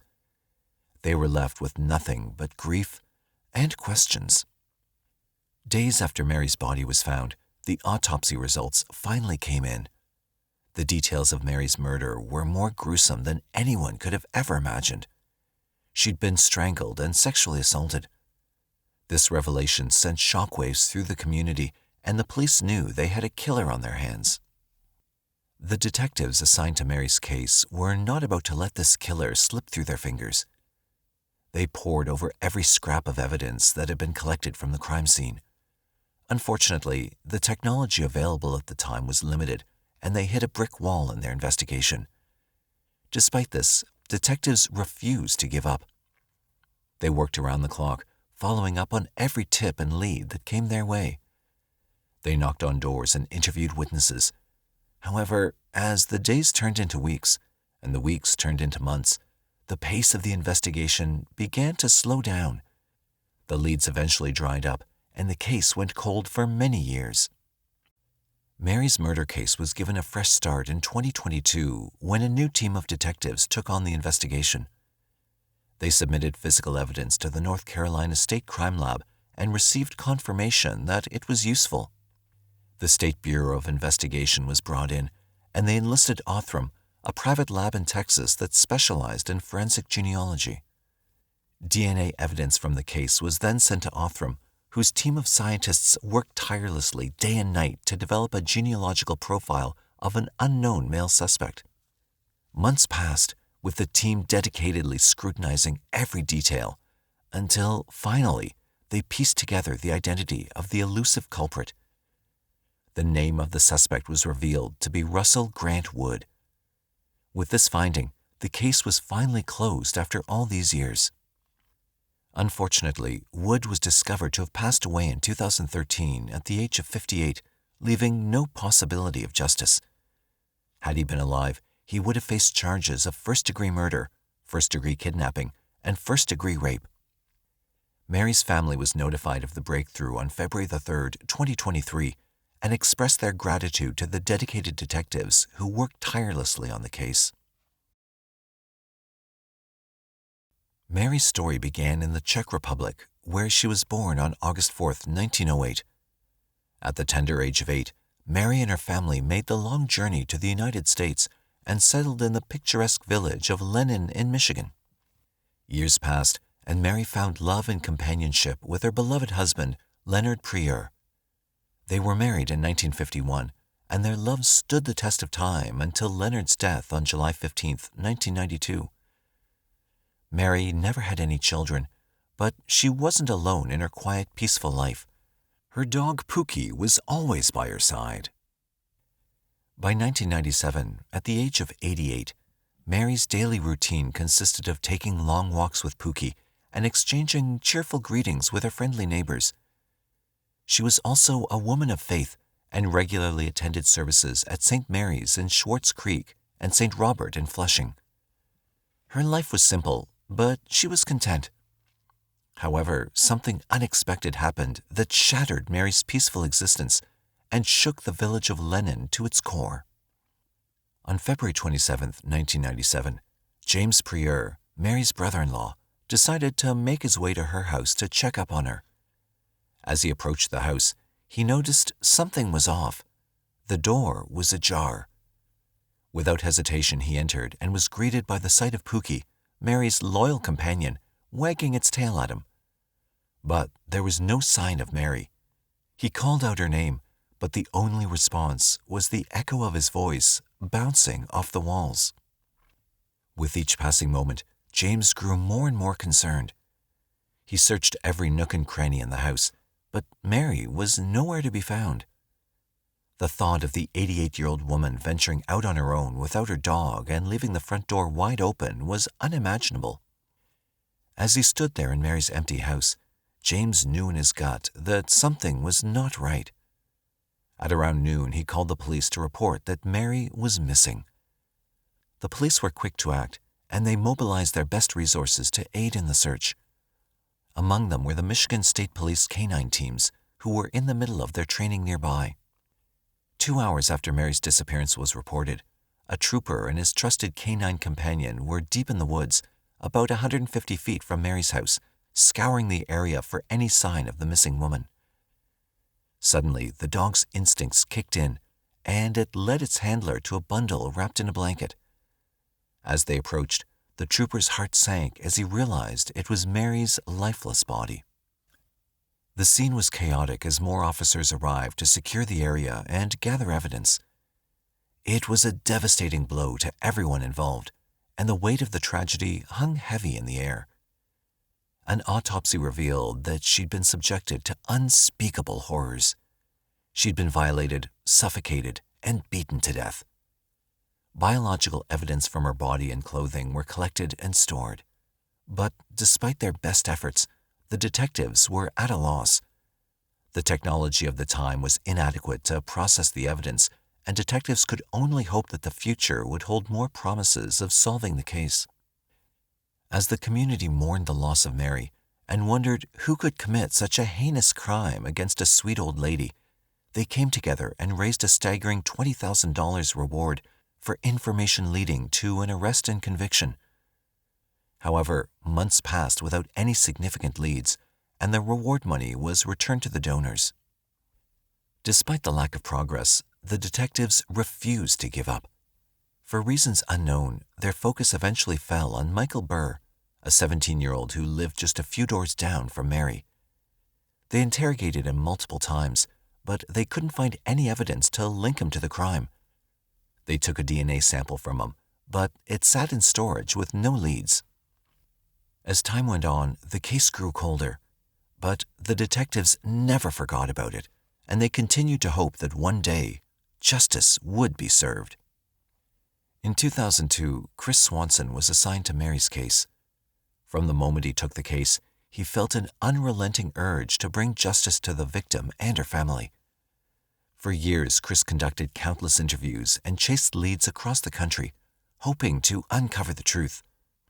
But despite his unwavering dedication, the case remained unsolved, and Mary's killer remained at large. Years later, in 2020, Swanson rose to the position of sheriff in Genesee County, and he knew that this was his chance to revisit Mary's case. He was determined to use his newfound position of power to do everything possible to find the perpetrator.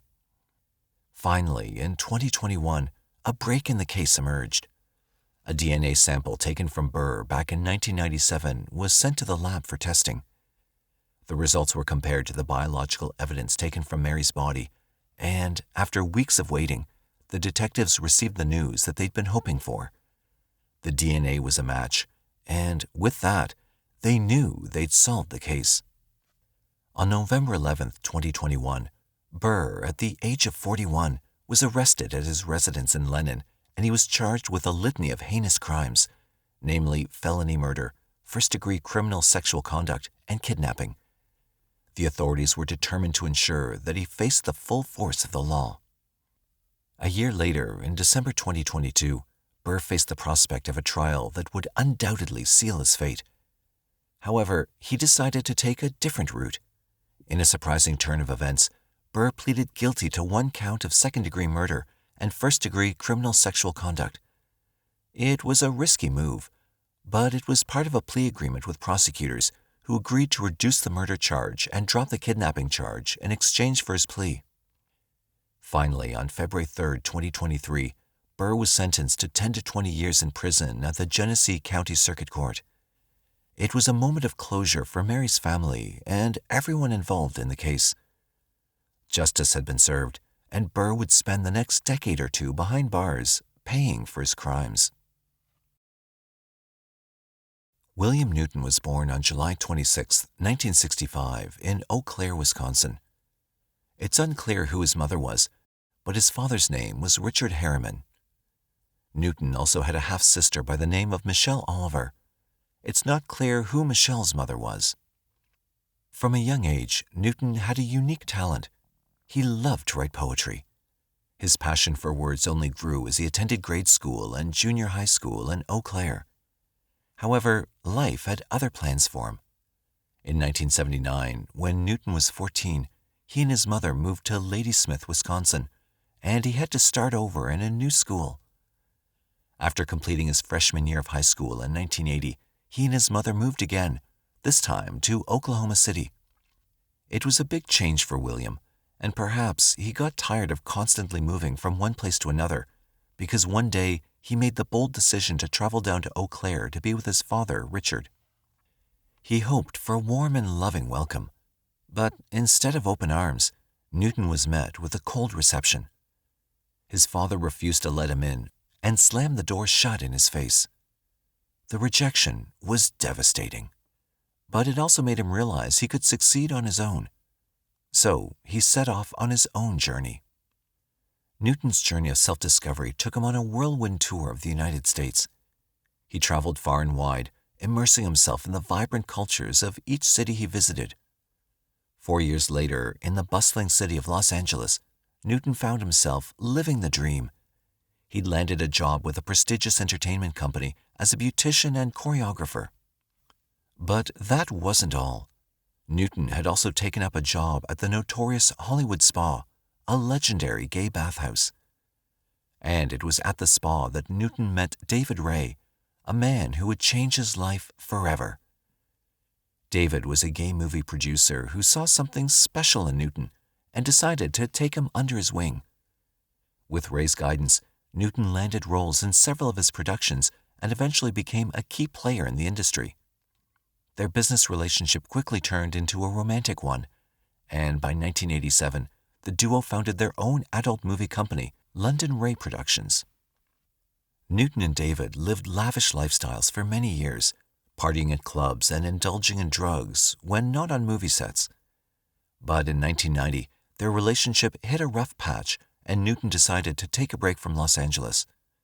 He planned to temporarily move to Las Vegas to get a breath of fresh air and reconnect with his half-sister Michelle and his mother, who was planning to settle there. Everything was set, but then tragedy struck.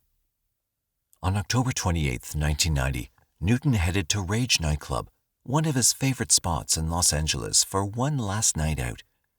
The music was thumping, the drinks were flowing, and he was having a great time. As the night wore on, he became more and more intoxicated, eventually stumbling out of the club into the darkness of the early morning hours. The next day, a shocking discovery was made in an alley behind Santa Monica Boulevard. A dismembered head sitting in the middle of a dumpster, with a pair of feet carelessly thrown beside it. The victim was soon identified as Newton. His murder shook the city and left many in terror. Newton's autopsy revealed that he had the drug methamphetamine in his system and was strangled before being beheaded.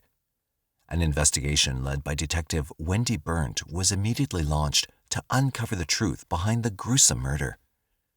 Despite numerous tips from various sources, none proved useful in identifying Newton's killer or the whereabouts of his missing body parts. The case eventually went cold, leaving detectives frustrated for years. Best-selling authors and close friends Christopher Rice and Eric Shaw Quinn became captivated by the mysterious murder of Newton in 2020. The case had lingered in Christopher's mind ever since he stumbled upon an article about it, and he decided to share his fascination with listeners on their podcast, The Dinner Party Show. Following their appeal for information, an unidentified man came forward claiming to have seen Newton at Rage nightclub with a man who resembled infamous serial killer Jeffrey Dahmer. Christopher's subsequent research revealed that Dahmer was already serving life sentences for his heinous crimes at the time of Newton's death. Despite this, the possibility that Dahmer was responsible for Newton's murder remained unconfirmed due to his death in 1994. Meanwhile, Detective John Lamberti of the Los Angeles Police Department became interested in the case and reached out to Christopher and Eric to collaborate on solving it. Together, they aimed to crack the case that had stumped investigators for so long. Rachel Mason, a documentary filmmaker, also became obsessed with a 1990 murder case of Newton while working on a project about an adult bookstore and gay adult video shop called The Circus of Books. This was back in 2017. She stumbled upon an old news article about Newton's murder, which piqued her curiosity. She began investigating the case and sought public tips, leading her to connect with Clark Williams, a gay stay-at-home dad who shared her interest in the case. Detective Lamberti also got wind of the duo, and he brought them into the investigation. From that moment, Williams became even more obsessed with solving the murder case and searched for clues everywhere. He soon found out about a local amateur detective named Rick Paskey, who had worked with retired Detective Wendy in the past to crack the mystery.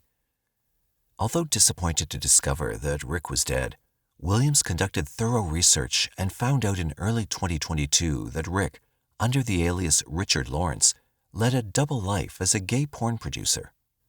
Williams then began to scrutinize the credits of Rick's films to track down anyone who may still be alive and have information. In one of the movies he scrutinized, the name of a particular actor caught his attention, and this name was Billy Houston. After further research, Williams discovered that Billy's real name was Daryl Lynn Madden, and he was serving a life sentence for the murder of 2 men. Following this, Williams obtained a book called American Honor Killings. The book contained an interview that had been conducted with Daryl in the past. While reading the book, Williams discovered that Daryl had confessed to killing someone in Los Angeles, but had provided no details. Believing strongly that Daryl had been referring to Newton, Williams reached out to Detective Lamberti in November 2022 and informed him of his findings. Lamberti soon discovered that Daryl's production company was situated where Newton's body had been found. On January 4, 2023, Lamberti went to Oklahoma to question Daryl. To his surprise, Daryl had become a transgender woman and an Orthodox Jew named Darylyn. Darylyn confessed to killing Newton, but denied any involvement in the mutilation of the body. Darylyn also refused to mention the names of the accomplices. The team who'd been working relentlessly to solve the case was ecstatic to finally have a breakthrough. However, there was one crucial aspect remaining, and that was bringing the culprit to justice. Detective Lamberti fought tooth and nail to ensure that Derland faced the consequences of her actions. Sadly, despite presenting a solid case to LA County District Attorney George Gascon's office, he was told that evidence was insufficient to press charges. Laurel Mitchell was born in North Webster, Indiana on the 24th of May, 1958, to Richard Mitchell and Wilma Mitchell. Laurel grew up in a tight-knit family with an older brother named Bruce and a little sister named Hannah. Laurel was a shining star in her community. Her friendly nature and unwavering kindness won over the hearts of everyone she met. Children flocked to her, drawn by her warm smile and affectionate spirit. At the age of 17, Laurel was ready to begin her senior year at Wawasee High School. But before the new school year started, she took up a job at the Cokesbury Inn, a small restaurant located in Epworth Forest. In no time, she'd earned the admiration of coworkers and customers alike. Life was good, and the future looked brighter than ever before. But just when she thought things couldn't get any better, a tragedy happened. On August 6, 1975, Laurel's life took a tragic turn.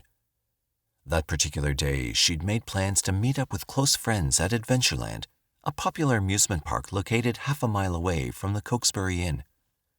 After closing the restaurant at around 10 p.m., she bounded off in the direction of the amusement park. This seems exceptionally late to be going to an amusement park, but no further information could be gathered on this. Both Richard and Wilma assumed their daughter was out having fun with her friends. Little did they know, Laurel's night had taken a dark turn. Her friends, whom she was supposed to meet, had assumed that she'd gone home, and they made a spontaneous decision to visit a county fair instead of the amusement park.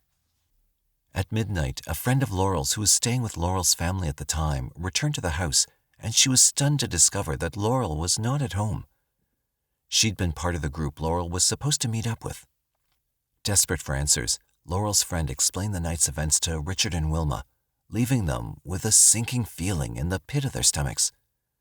They knew something was wrong. In the wee hours of the morning, they made a frantic call to the police to report their daughter missing. And as the sun peeked over the horizon, the word of Laurel's disappearance echoed through the neighborhood. For Laurel's little sister, Sarah, it was an especially tough day. She forced herself to attend her softball practice, but her heart was heavy with the weight of uncertainty. That same morning, a fisherman and his son found a lifeless body in the Elkhart River. The discovery left them shaken and disturbed. They immediately called the authorities, who arrived in a flurry of activity and revealed that the victim was none other than Laurel. The news of Laurel's death shook her family to the core, and they were left reeling as they mourned the loss of their beloved daughter. As they grappled with their grief, investigators raced against time to unravel the truth behind her tragic demise. The findings of the autopsy were grim, revealing that she'd been violated and drowned, leaving detectives to launch a frenzied search for answers. Despite their best efforts, the case remained unsolved due to the limitations of the technology at the time, and it eventually went cold. However, the detectives refused to give up hope and collected all the clothing Laurel wore when she was found, storing them away in the hopes that future advancements in forensic technology would give them a chance of finally bringing her justice one day. In 2007, Captain Kevin Smith of the Indiana State Police took charge of the investigation into Laurel's murder case. However, despite his determination to uncover the truth about the case, he got no new leads for years. Then, in 2013, a woman named Renee Sexton revealed to detectives that while she was out on a date with a man named John Lehman back in 1975, he'd confessed to committing a murder. He claimed that he'd committed the murder with another friend named Fred Bandy. This revelation piqued the detectives' interest. A year later, in 2014, a man by the name of Bill McDonald claimed that back in 1975, during a party, Fred had bragged about committing a crime in the same area where Laurel's body was found. Further investigation revealed that Fred had a criminal history, including inappropriate behavior with minors, and this made the detectives even more suspicious of him. In 2019, Captain Smith revisited the case and re-examined the available evidence using modern techniques and cutting-edge technology. With renewed hope, he submitted some of Laurel's clothing to the state laboratory for DNA testing. The forensic scientists worked meticulously for weeks and finally produced a male profile from the DNA found on the clothing. This discovery eliminated some previous suspects and left only Fred and Lehman as the likely culprits. In late 2022, a team of detectives traveled down to Fred's home in Indiana to obtain his DNA sample. Surprisingly, Fred was cooperative and voluntarily gave a sample. In January 2023, the analysis of Fred's DNA revealed a match with the DNA that was extracted from Laurel's clothing. It was a big breakthrough, and detectives were excited at having solved the case. Now, armed with solid evidence, they obtained a warrant for Fred's arrest and collected DNA samples from Lehman as well. Following this, the detectives were able to reconstruct the horrific events that led to Laurel's murder, which involved Fred and Lehman forcibly taking her in a car and then drowning her in the river. Finally, in early February 2023, both Fred and Lehman were arrested at the age of 67 and charged with first-degree murder. Lauren's siblings, Sarah and Bruce, were shocked and grateful when Captain Smith notified them of the arrests of 2 suspects connected to their sister's murder. At the Noble County Court on February 8, 2023, Fred and Lehman pleaded not guilty, but the strong evidence against them spoke for itself. As a result, they were incarcerated without bail and are set to attend pretrial hearings on April 24, 2023, at Noble County Jail.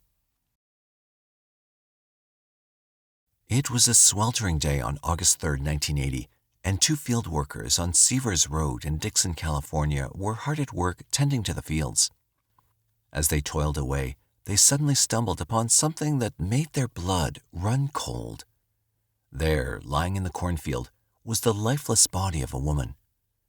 The time was around 3 p.m., and the workers could see that she was white, clad in a green wool sweater that seemed out of place in the scorching heat. But it wasn't only her clothes that caught their attention. The woman's head was bloody, and it was evident that she'd been shot multiple times. The workers wasted no time in alerting the authorities about the disturbing scene, and within minutes, officers descended upon the area to investigate. Every inch of the field was scrutinized for any possible lead, and they also meticulously went through the woman's clothing, hoping something would help them identify her. However, they were disappointed to find out that the woman carried no form of identification, leaving them with more questions than answers. An autopsy later revealed that the cause of death was multiple gunshot wounds to the head and neck. Detectives knew that they needed to identify her to have any hope of catching her killer, but their efforts were futile. Her features didn't match any missing person reports, and so, for years, she remained a mystery, known only as Jane Doe. It wasn't until 1992 that the Solano County Coroner's Office received a call from the National Missing Persons Unit, revealing Jane Doe's true identity. She was 21-year-old Holly Ann Campiglia from New Jersey. Her parents, Augustine and Sally Campiglia, had filed a missing persons report for her in June 1980, but her name had been mistakenly removed from the National Missing Persons database just 2 weeks before she was found in the cornfield. Her parents didn't find out about the error until 12 years later when they contacted the database to re-add her name. It was then that Holly's identity was finally uncovered. Holly's story was a heartbreaking one. She was born in Cherry Hill, Bergen County, New Jersey. Her childhood was filled with love and laughter, but as she entered her senior year of high school, things began to take a dark turn. Holly started experimenting with drugs and began to struggle with emotional problems. Despite this, she managed to enroll in Glassboro State College to pursue a degree in fine arts. Unfortunately, things took a turn for the worse when Holly ran away from home in 1977. Her parents searched for her but found her a month later, just a mile away from their house. Nevertheless, they continued to support her and hope for the best. But their hope was shattered when, on June 10, 1980, Holly jumped out of their car while they were on their way to a counseling center. Her parents didn't hear from her for a month until they received a letter from her saying that she was living with two guys and that they should try not to think of her anymore. Holly's parents were devastated and tried to trace the letter, but the return address was a fake street. They held on to the hope that their daughter would return to them alive, but sadly, that was not the case. For years after this, detectives continued to work tirelessly to solve the case and bring Holly's killer to justice, but it seemed like they were chasing a ghost. In late 2021, a glimmer of hope appeared. Holly's family reached out to the police, asking if new forensic techniques could be used to find her killer. The police obliged, and an evidence technician pored over the case, looking for any clue that might lead to a breakthrough. Months later, that breakthrough finally came. Male DNA was found on a piece of evidence, but it's not exactly clear what the evidence was. After the DNA was submitted to a database, it led the authorities to a man named Herman Lee Hobbs. Hobbs was already serving a life sentence in prison for serious crime, and detectives did not have to search far to find him. They obtained a warrant for DNA collection, and the results were a direct match to the DNA found on Holly's evidence. On February 24th, 76-year-old Hobbs was arrested by Solano County sheriffs and transferred to the county jail to face a charge of first-degree murder. He was also charged with being a felon in possession of a firearm. At present, Hobbs is being held without bail and awaiting his next court appearance, which is set for April 6th.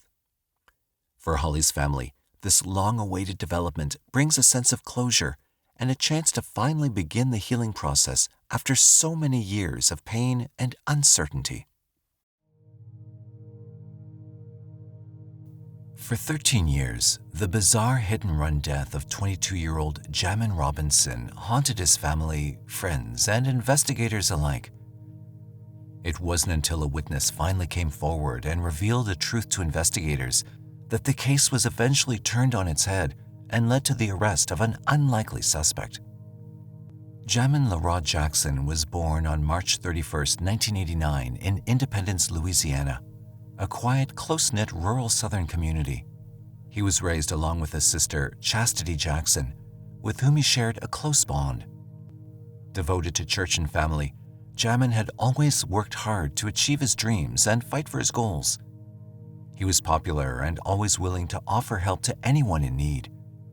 He also happened to be a talented artist who enjoyed expressing his inner thoughts on a canvas.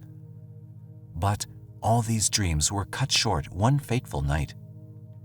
Shortly before 11 p.m. on July 23, 2010, 911 dispatchers received a frantic call from a young man who reported that he'd found his 21-year-old friend lying unconscious in a ditch just off Kemp Street in Independence. Police and paramedics arrived on scene and were baffled by the sight before them.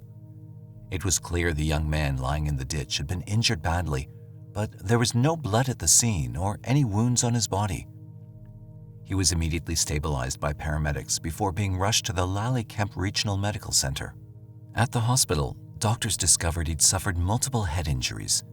He was immediately transferred to the St. Tammany Medical Center for surgery. Meanwhile, investigators made contact with Jamin's family, informing them of the incident.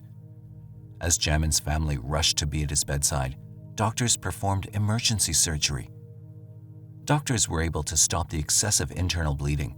However, Jamin remained in critical condition. He was transferred to the New Orleans University Hospital for recovery, but his family were told the truth about his worsening condition and braced for the worst. On July 25, 2010, Jamin succumbed to his injuries, surrounded by his family. Following his untimely death, the medical examiner scheduled an autopsy for the next day, Monday, July 26, 2010. The examiner found that Jamin's death resulted from internal, closed head injuries that he believed were consistent with being struck by a slow-moving vehicle. Based on the examiner's findings, investigators opened a homicide case and began questioning witnesses regarding a possible hit-and-run in the area. As Jamin's family laid him to rest at the Holy Garden Cemetery, investigators were not about to give up so easily. It was a small town, and investigators expected people to come forward. However, the investigation proved to be an uphill battle. Police first interviewed the man who had called the report finding Jamin in the ditch, 17-year-old Montre Page, a close friend of Jamin. Montre had first been a person of interest in the case because he was the first person on the scene. Police believed that after having some time to recover from the shock, he'd be able to provide more clarity about the events of that night. Montre told investigators he'd been walking back to his own house when he discovered someone lying in the ditch on Kemp Street. Upon closer inspection, he discovered that it was Jamin and called 911 to report the incident. Montre did not take notice of any cars near the vicinity of the accident. He repeated what he'd told the 911 dispatchers to investigators. This left them with more questions than answers. Montre, so far, had been their closest possible witness to the crime, but when that failed to produce any new leads, they turned to the public for information. No one was able to provide any clues as to what happened on the night of July 23, 2010. Investigators then turned to the media to keep the story alive by publishing it in local newspapers and updating their social media sites in hopes that the story might eventually jog someone's memory. Independence Police Chief Frank Edwards III said that investigators still had no suspects or motives. Edwards, however, still believed that someone in the community knew what happened. "I'm still hoping media coverage will cause someone to do the right thing and bring resolution to the Robinson family members. It only takes one call," he said. That too eventually led nowhere, and police were left back at square one.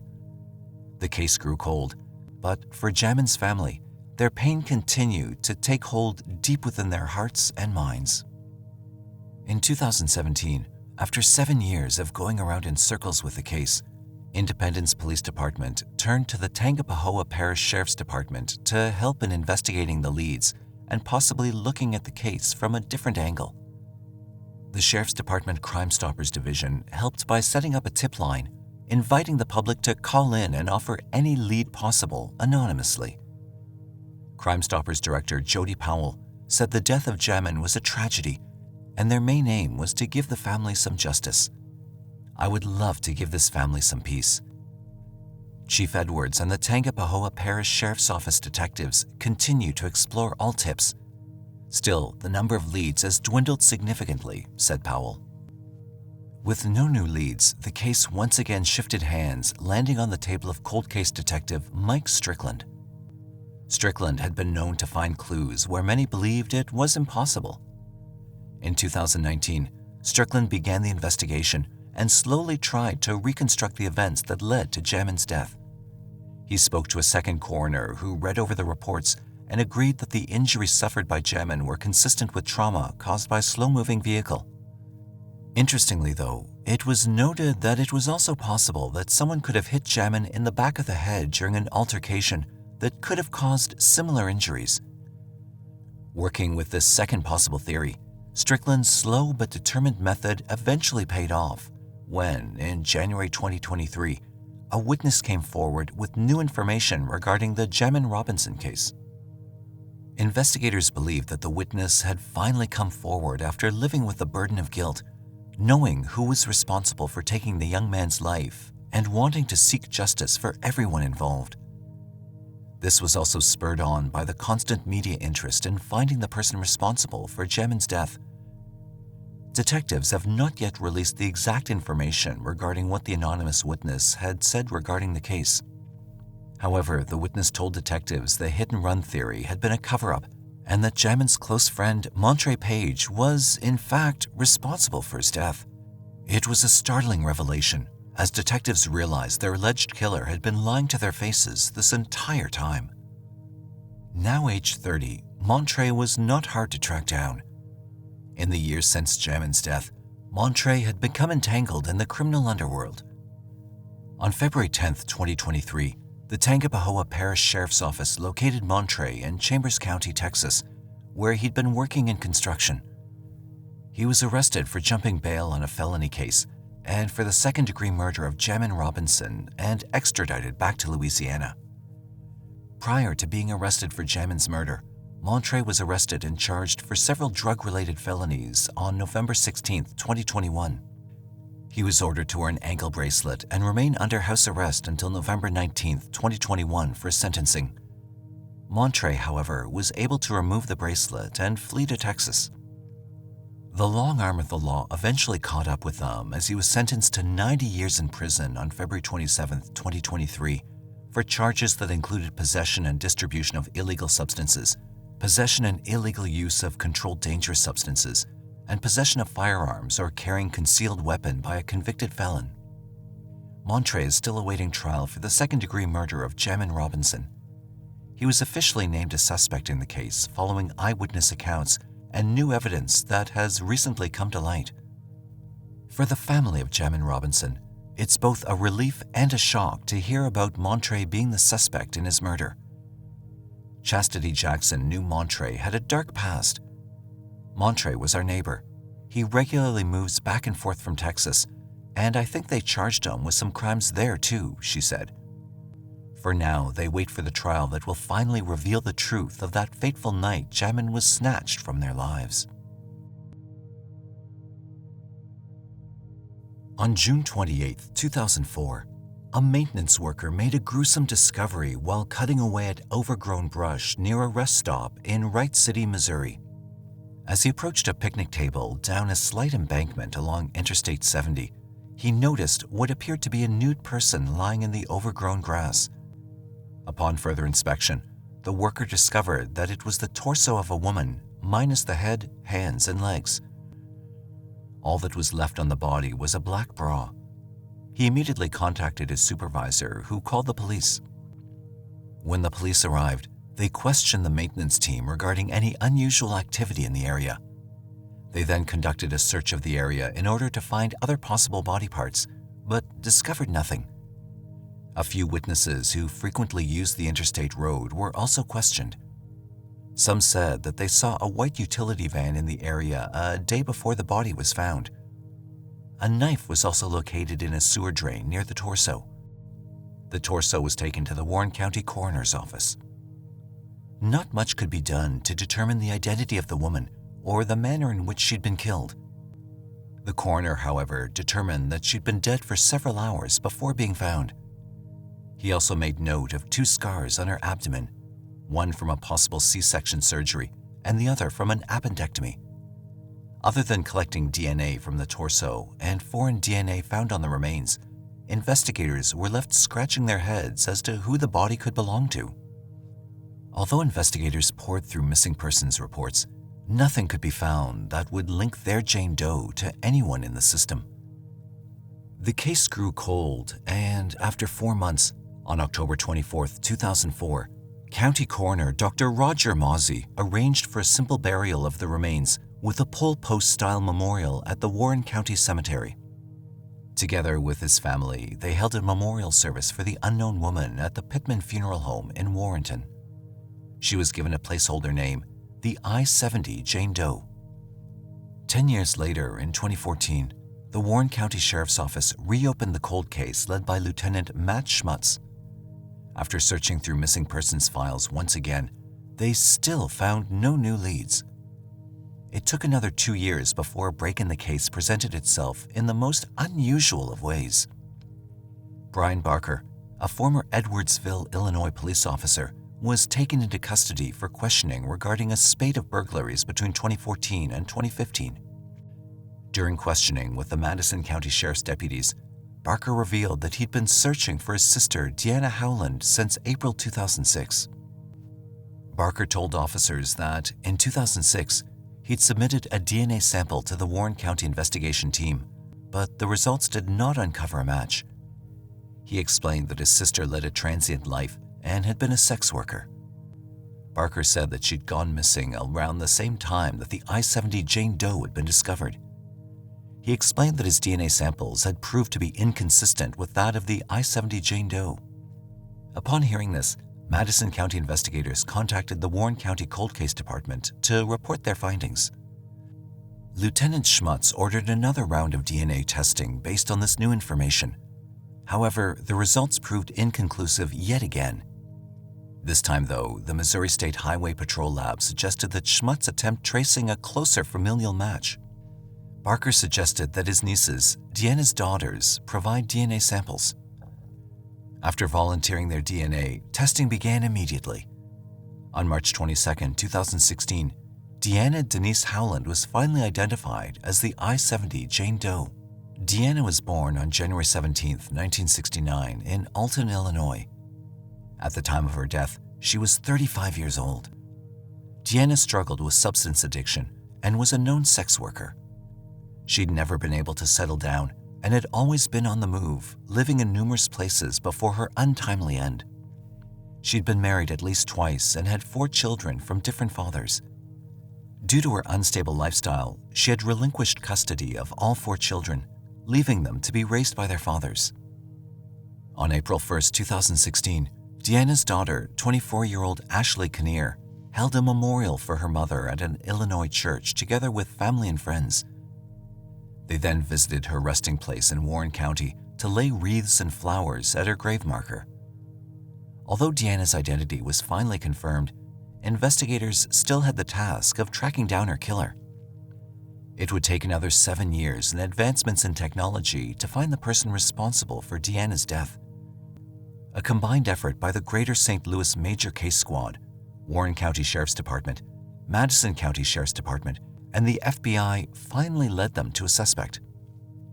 On January 10, 2023, 63-year-old Mike Anthony Clardy was arrested and taken into custody by officials from the Greater St. Louis Major Case Squad from his home in Maryland Heights, Missouri.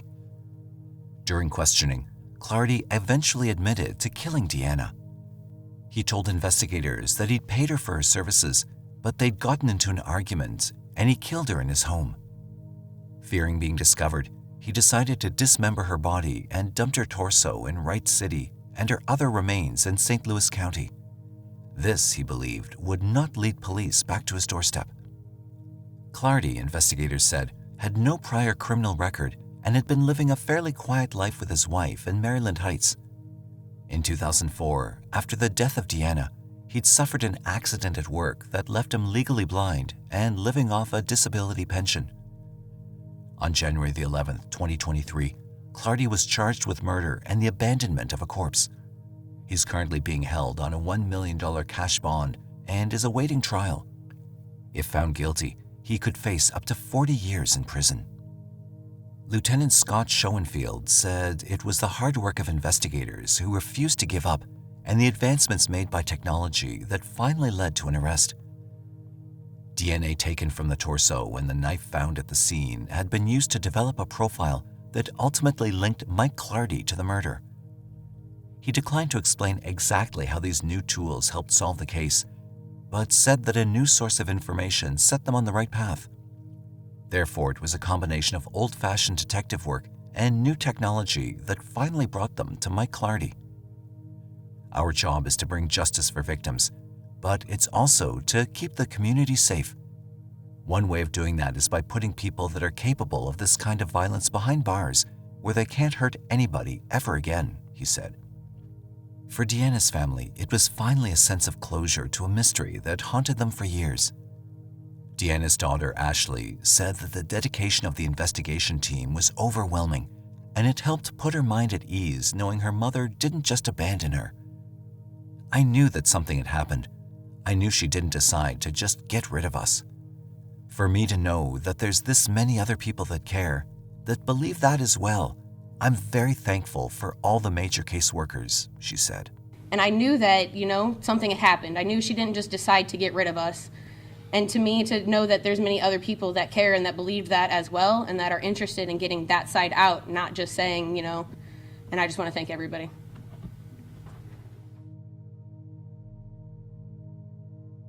On October 27, 2014, a neighbor noticed the car of 50-year-old Tammy Sellers Holland still parked in the driveway of her mobile home in Trinity, North Carolina. She grew concerned as Tammy was never one to miss a shift at work. The lights of the house were still on, and the neighbor had tried calling her several times before going over to check on her personally. There was no movement in the house, so she returned to her home. A few hours later, at around 2 a.m. on October 28, 2014, the neighbor once again looked out her window and saw that the living room light was still on. Determined to get answers this time, she went across again. This time, Tammy's dog had come to the window and parted the curtains slightly, allowing the neighbor to get a look inside. What she saw sent her running back home to call 911. Police and paramedics arrived and entered Tammy's home, only to discover the middle-aged woman lying dead in a pool of blood. Attempts to resuscitate her failed, as she'd succumbed to her injuries hours earlier. As Tammy's body was taken away to the coroner's office, investigators began to question neighbors about the events leading up to the obvious homicide. No one reported seeing anything unusual that evening. Investigators discovered that Tammy allegedly called the police on the evening of October 26, 2014, to report an altercation with a neighbor, but eventually dropped the charge and did not request any medical assistance or investigation into the matter. Police had a name, but never did reveal who the suspect at the time was. An autopsy revealed that Tammy had been stabbed multiple times in the head, neck, and chest. But without any leads, the case slowly went cold. Tammy Sellers Holland was born on December 21, 1963. Details about her personal life have not been made available to the public. However, she lived alone in her Laughlin Hill Mobile Park home in Trinity. There's no mention of a husband, but she does have 2 sons and grandchildren who she was very close to. For the last decade of her life, Tammy had been working as a server at Elizabeth Pizza in Thomasville, North Carolina. Customers, colleagues, and friends have described Tammy as being a devoted employee and a kind and beloved member of the community. She was also renowned for her reliability. No murder weapon had been found at the scene, and fingerprints found in and around the house belonged to people who were known and either been family or friends of Tammy that would have visited her home. Initially, investigators considered each person close to Tammy a person of interest because of a lack of forced entry. However, their alibis soon checked out. Without fresh leads, the case slowly went cold. In 2016, a reward for $5,000 was offered for any new information that could help lead to the arrest of a suspect. However, no one came forward with anything that would give investigators more insight into the case. Again, the case grew cold.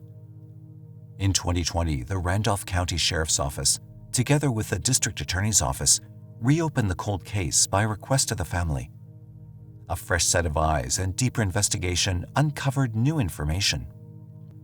On Thursday, January 26, 2023, an arrest warrant was issued for 50-year-old Roy Lee White in connection with the murder of Tammy Sellers Holland.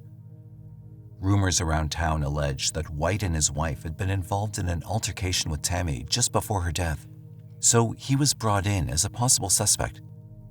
White was arrested the following Tuesday, February 1, 2023, at the O'Connell Lodge in High Point just after 11 p.m. He was taken in for questioning by police, where he revealed the identity of the killer. According to White, Tammy was killed by Florence Elizabeth Keene. White and Keene had reportedly been married at the time of the murder and were neighbors and associates of Tammy.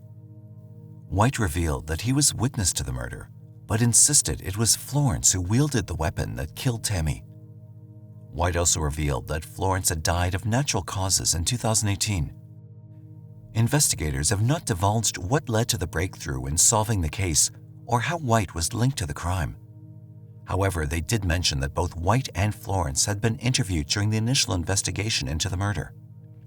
White was held at the Randolph County Jail on a bond of $60,000. On Wednesday, February 2, 2023, White appeared in court and was charged with felony accessory after the fact of first-degree murder. He remains in jail awaiting his trial. Although it's been nearly a decade since her death, Tammy remains an important part of her community. The front counter at Elizabeth's Pizza is adorned with photos of her smiling up at customers, and her apron is displayed as a centerpiece in a tribute to her memory at the restaurant. Gino DePuerto, the restaurant manager, remembers Tammy fondly. "We want to give her some respect. We want to make sure everyone knows we miss her," he said. Everybody will love her, Tammy, because how good she was. Rest in peace for Tammy. He's been missing. He's going to be missing next. As long as I live, Tammy's always going to be missing from me and and everybody else in here.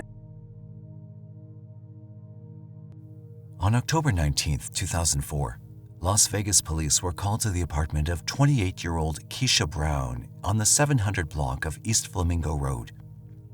Several residents of the apartment reported that Keysha had been found dead in her bathtub by her boyfriend. After arriving at the crime scene, police began interviewing residents who may have seen anyone suspicious in the area at the time. Several reported seeing a light-skinned black male who appeared to be around 5 feet 8 inches with a stocky build, entering Keysha's apartment. After a while, he allegedly left with a duffel bag and got into a red sedan before driving off.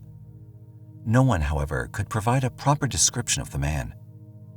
Keysha's body was taken in for an autopsy, and it was determined that she'd been stabbed, beaten, and assaulted before being strangled to death.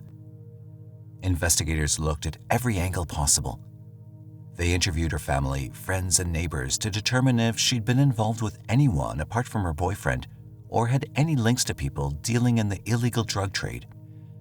All they discovered was that Keysha had been a good neighbor and mother to her daughter, Keysha Brown. By all appearances, she'd been an honest woman who was senselessly slain. Her boyfriend, whose identity has not been revealed, was also interviewed regarding any connection to people who may have wanted to attack him by hurting Keysha. He too denied any knowledge of any possible enemies, and after a background check, he was cleared of suspicion. The case eventually grew cold, and no new tips came up in the course of the investigation. Over time, other murders started to take priority, and Keysha's case became one of many left on the cold case shelf. Over the years, investigators would periodically look into the case, searching for something new, but it wasn't until a veteran homicide detective took a look at Keysha's case and noticed something about the manner of her death.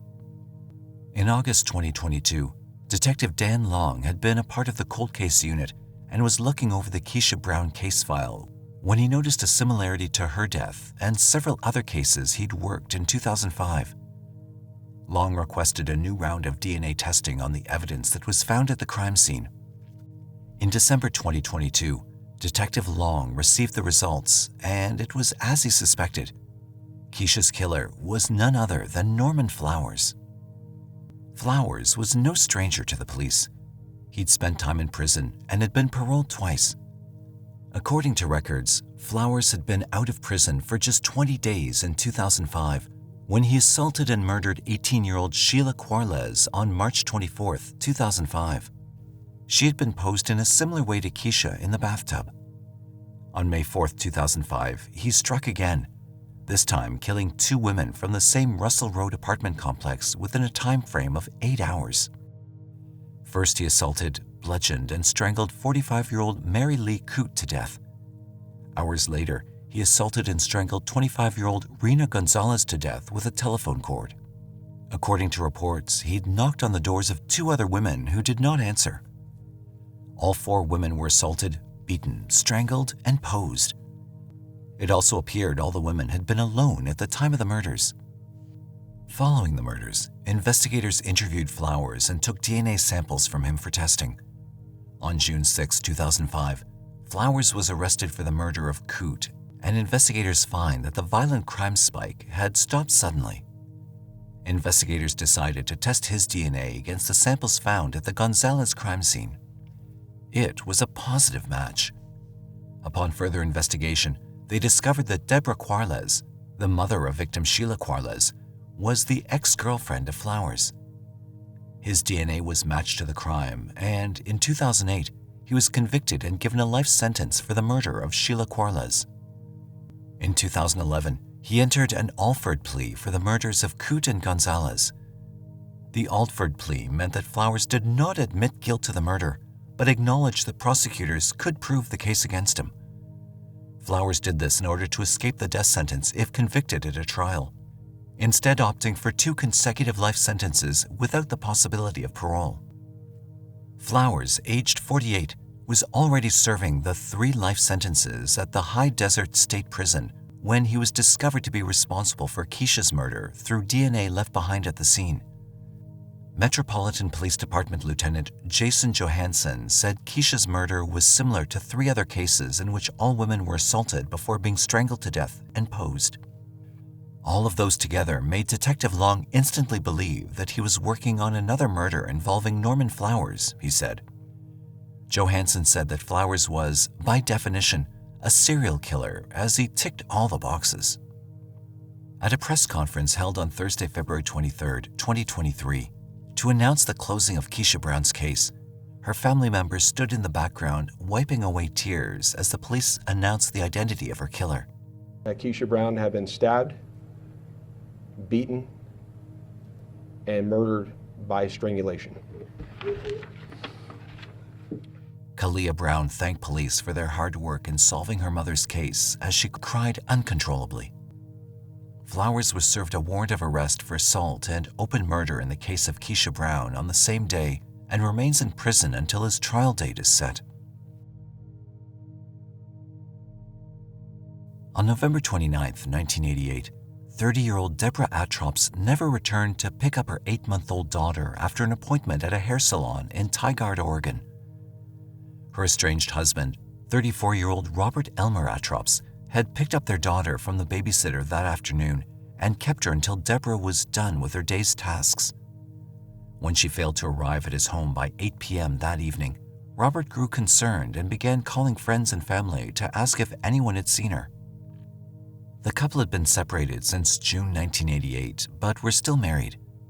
Deborah had moved out of the family home and into an apartment in Salem with their adopted daughter, while Robert remained in Sherwood.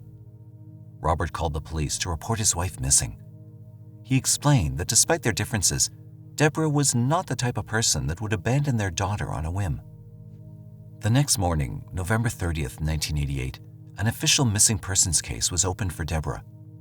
Despite an extensive search of places Deborah was known to frequent, investigators were unable to locate her. On December 1st, 1988, Beaverton police responded to a call regarding a suspicious car parked at a point between Southwest Murray Road and Southwest Shoals Ferry Road. Witnesses said that the car had been parked there since the early hours of November 30th, 1988. It was the car Robert had told police Deborah had bought after they'd separated, a 1988 black Honda Accord. The driver's side window had been rolled down, the keys were in the front seat, and the license plates had been removed. When deputies from the Washington County Sheriff's Office arrived, officers opened the trunk and discovered the lifeless body of Deborah Atrops. Investigators immediately suspected foul play and began assessing the crime scene for clues. They believed that Deborah had been murdered and then placed in the trunk of the car before it had been driven out and left abandoned at the roadside. In the meantime, they informed Deborah's estranged husband and family of the discovery. They were left devastated by the loss of the young mother. Medical examiners performed an autopsy and concluded that Deborah had been physically assaulted and then strangled to death. Investigators spent time working with the case and tried to reconstruct Deborah's life. They'd interviewed family members and her husband Robert, who remained a person of interest as investigators knew that in many cases, the spouse was the likely suspect. But everyone had said the same thing. Their relationship was still good despite their separation. A closer look also revealed that Robert had nothing to gain from Deborah's death. They also looked into the possibility that Deborah may have been seeing someone new, but that too was squashed by family members. Investigators spent hours working the case, hoping to solve the murder of the young mother, but nothing came of the leads. Eventually, Deborah's case would join the many unsolved cold cases waiting to be closed. In May 2021, Washington County Sheriff's Department reopened the case following the allocation of a grant by the U.S. Department of Justice to investigate violent cold cases. This time around, investigators were armed with new technology and better methods of testing DNA samples, unlike in 1988 when DNA testing was still developing. Investigators revisited the evidence that had been collected from the crime, including the coat Deborah had been wearing and the car keys. These items were tested in July 2022, and the DNA of an unknown male was developed from biological materials found on both items of evidence. In October 2022, sheriff's deputies requested a search warrant for Robert Atrops' fingerprints and DNA due to the familial connection between him and Deborah. After re-interviewing several witnesses and receiving the results of the DNA tests and fingerprints that matched with Robert, prosecutors took the evidence to court to be presented in front of a grand jury.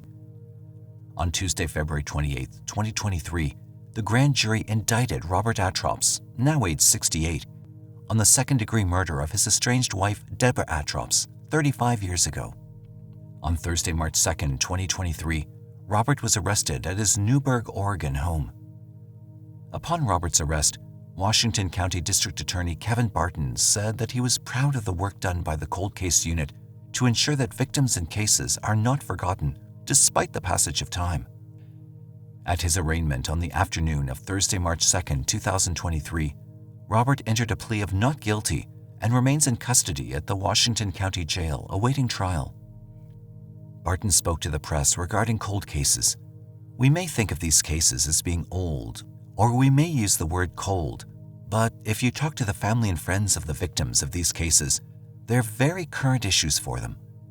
They're still dealing with the trauma as a result of that crime," he said. First case that this unit has worked on to be able to hopefully bring some closure to the family. Technology we have today allows us to go back and re-examine evidence that the investigators of yesterday may have never contemplated could be examined in the ways we're looking at it. In the early hours of the morning of March 19, 1993, the body of 42-year-old single mother Barbra Brodkin was found stabbed to death in her apartment in Toronto, Canada. Her body was found by her 6-year-old son Zachary, who wandered into her room searching for his mother. When he called police, no one knew that the investigation that would follow would drag on for another 30 years before detectives finally caught a break in the case with the development of new forensic technology. Who could have murdered Barbra? And what was their reason for committing this horrific act? Toronto is the capital city of the Ontario province in Canada. Lying along Lake Ontario's northwestern shore, it has a population of over 2.8 million people, making it one of the biggest cities in the country. It's a dynamic metropolis with a number of soaring skyscrapers, but all of them are dwarfed by the iconic freestanding CN Tower. For those who love nature, Toronto also has many green spaces, including the massive 400-acre High Park, well known for its scenic trails, top-notch sports facilities, and beautiful zoo. The city has a little bit of something for everyone. Yet it's here in this bustling metropolis that a heinous crime took place in 1993. Barbra Brodkin was born on April 24th in 1950 in the city of Toronto. While not much is known about her early life, including the names of her parents or where she was schooled, it is known that she spent her formative years in Toronto. Sometime during the 1980s, she met Christopher Barry, and there was an instant spark between the two. After a whirlwind romance, the couple were married. In 1987, they were overjoyed to welcome their first child into the world, a beautiful baby boy whom they named Zachary. But soon after he was born, Barbra noticed a change in Christopher. He started to spend less and less time at home and became increasingly temperamental when she was around. When he became abusive and started displaying violence towards her, Barbra decided that enough was enough. She made the difficult choice to leave him. She moved out of the home they shared and into an apartment on Balliol Street, taking Zachary with her. Here she began a new life as a single parent, raising Zachary on her own while working multiple jobs as a secretary and a typist. Being a single mother was not easy, and she often struggled to make ends meet. In the hopes of earning a little extra money on the side, she also began to sell marijuana to people she knew out of her apartment. While this may not have been the smartest idea, Barbra felt as if it was her only option. She had a son to provide for and was in a vicious custody battle with his father and couldn't bear to lose him. She was determined to provide the best life possible for her son and was willing to do anything to make this happen. In 1993, 42-year-old Barbra and 6-year-old Zachary were living together in an apartment on Balliol Street. Life was difficult, but they had each other and they loved each other dearly. and they were sure that the future held nothing but better days. But sadly, unknown to them, tragedy was waiting just around the corner. On Friday, March 19, 1993, the city of Toronto awoke from its sleep as people started to go about their daily routines. Barbara's apartment on Balliol Street, however, lay silent. Zachary, who was 6 at the time and in first grade, slept in. His mum never woke him up to catch the school bus. When he did finally wake up on his own, the house was eerily quiet. He got out of his bed and wandered around looking for his mother, wondering why she hadn't woken him up for school. Unable to find her anywhere in the house, he went towards her bedroom. He opened the door and peered inside. Unable to see her on the bed, he opened the door wider and walked into the room. That is when he saw a sight that would be imprinted in his memory for the rest of his life. He saw the bloodied body of his mother sprawled out on the floor near the closet in her bedroom. The closet door lay open as he tried to get her to move. Sadly, Barbara lay lifeless. When she didn't respond at all, Zachary did what she had told him to do in an emergency and went over to the home phone and dialed 911. The operator initially believed the child may have called by mistake, but when he told them his mother was covered in blood and not moving, they knew something was not right. Minutes later, the blare of sirens filled the air, and a number of squad cars arrived at the scene of the crime. The first officer on the scene was a young constable named Rob Thomas. He found 6-year-old Zachary alone in the apartment and a lifeless Barbara sprawled out in the bedroom. He first took the young child outside the house and then cordoned off the scene of the crime. Within minutes, a number of detectives and forensic investigators arrived at the apartment, and the investigation began in earnest. When they looked at Barbara's body, she had a single stab wound to the chest. Marks around her neck suggested she may have been strangled, and scratches on her arms and hands indicated that she had put up a fight against her attacker. The body was then sent for an autopsy with a medical examiner. Detectives then examined the state of the apartment and Barbara's bedroom. While the rest of the house was neat and tidy, the bedroom showed clear signs of a struggle. The room was in disarray with a number of items strewn across it, making it clear that some sort of a disturbance had happened in the room. The closet door had also been left open, leading police to theorize that robbery could have been the motive for the murder, though at the time, they were not sure what exactly could have been taken. The results of the autopsy were out a few days later. The cause of death was ruled as a single stab wound to her heart, but Barbara's neck also showed signs she'd been strangled. The autopsy also found foreign DNA under her fingernails, further indicating that Barbara had fought back against her attacker and had scratched them. Her nail clippings were stored in case the foreign DNA could be of later use in the investigation. Police also conducted interviews with her friends, family, colleagues, and neighbors to see if anyone knew anything that could be of use in the investigation. Over 295 witnesses were interviewed in the hopes of finding useful information, and detectives uncovered a number of leads for them to follow up on. The first thing of interest that they learned was of Barbara's side business of selling marijuana, which was immediately noted by the police as they realized that she may have come into contact with some suspicious individuals through the trade. From speaking to people who had bought from her, they learned that Barbara stored her product in a cosmetics case in her closet, which she kept very carefully. But when they examined the evidence collected from the house, the case was nowhere to be found. The closet door had been left open at the scene of the crime, and police did not find any cash at the scene except $12 in Barbara's wallet. Police were now sure that the killer had taken the case and whatever cash Barbara had. They now believed that robbery was likely the main motive behind the murder. However, when police looked deeper into the leads and tried to find a suspect against Barbara's customers, nothing turned up. Interestingly though, while interviewing her family and friends, they learned of a possible suspect who had a completely different motive driving them to commit such an act. When interviewing those close to Barbara, police learned about her ex-husband and the father of her child, Christopher Berry, who was, at the time of the murder, still in a vicious custody battle with Barbara over their son Zachary. When police looked into the reasons behind their separation, they learned of Christopher's troubling past. They learned that during their marriage, he'd been violent and abusive towards Barbara, which had eventually led to her leaving him.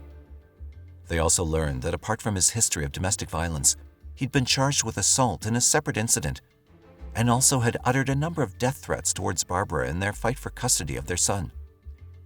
In addition to his obvious motive, he also lived nearby and was well aware of Barbara's routines, which police saw as means and opportunity. Detectives now set their focus on Christopher as their prime suspect and brought him in for interrogation. Christopher was aggressively interviewed 4 times by the Toronto police, and they tried every trick in the book to break him and bring about a confession to the crime. But no matter what they did, Christopher vehemently denied any involvement in the crime.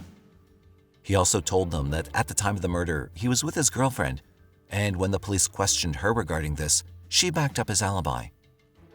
They then tried conducting a polygraph test to see if he was telling the truth, but Christopher passed this as well without any problems. Now getting desperate, in a final attempt to prove his guilt, police asked Christopher if he'd be willing to provide hair and saliva samples so they could test his DNA against the DNA found under Barbara's nails. They were sure he'd deny their request and were shocked when Christopher agreed to do so without any hesitation. They collected his DNA samples and sent them to be tested against the DNA found under her fingernails. When the results returned, it was a huge blow to the investigation, as it showed without a doubt that Christopher's DNA did not match the DNA found at the crime scene. With no evidence against him and no further reason to hold him, police were forced to let Christopher go. But he remained the primary suspects in their minds.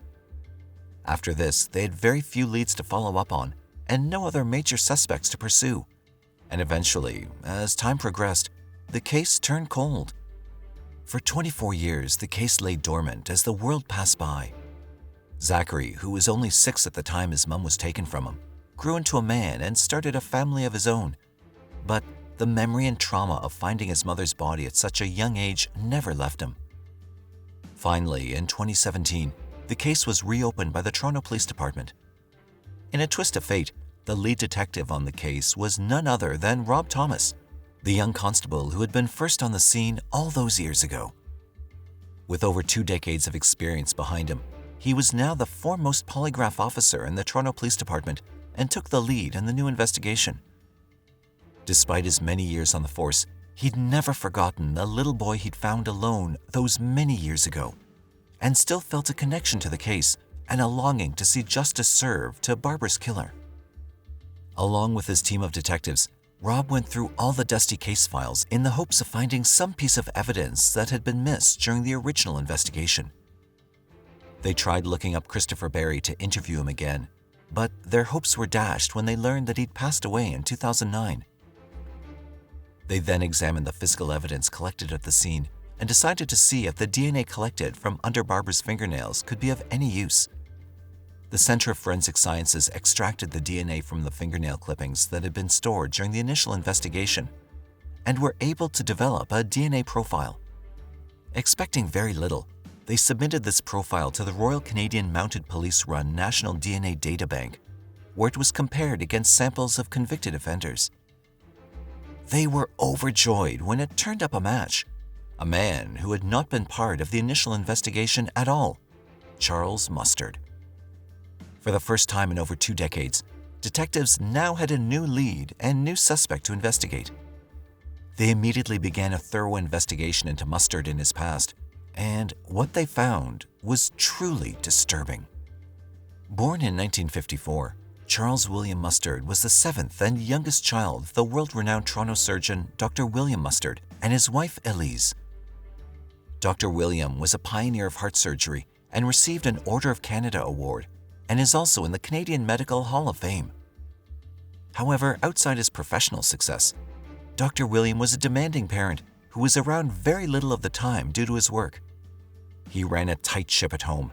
He expected his children to be up at 6 a.m. every day, and if any of them failed to wake up on time, he'd take them outside and throw them in the freezing lake that was near the cottage where the family lived.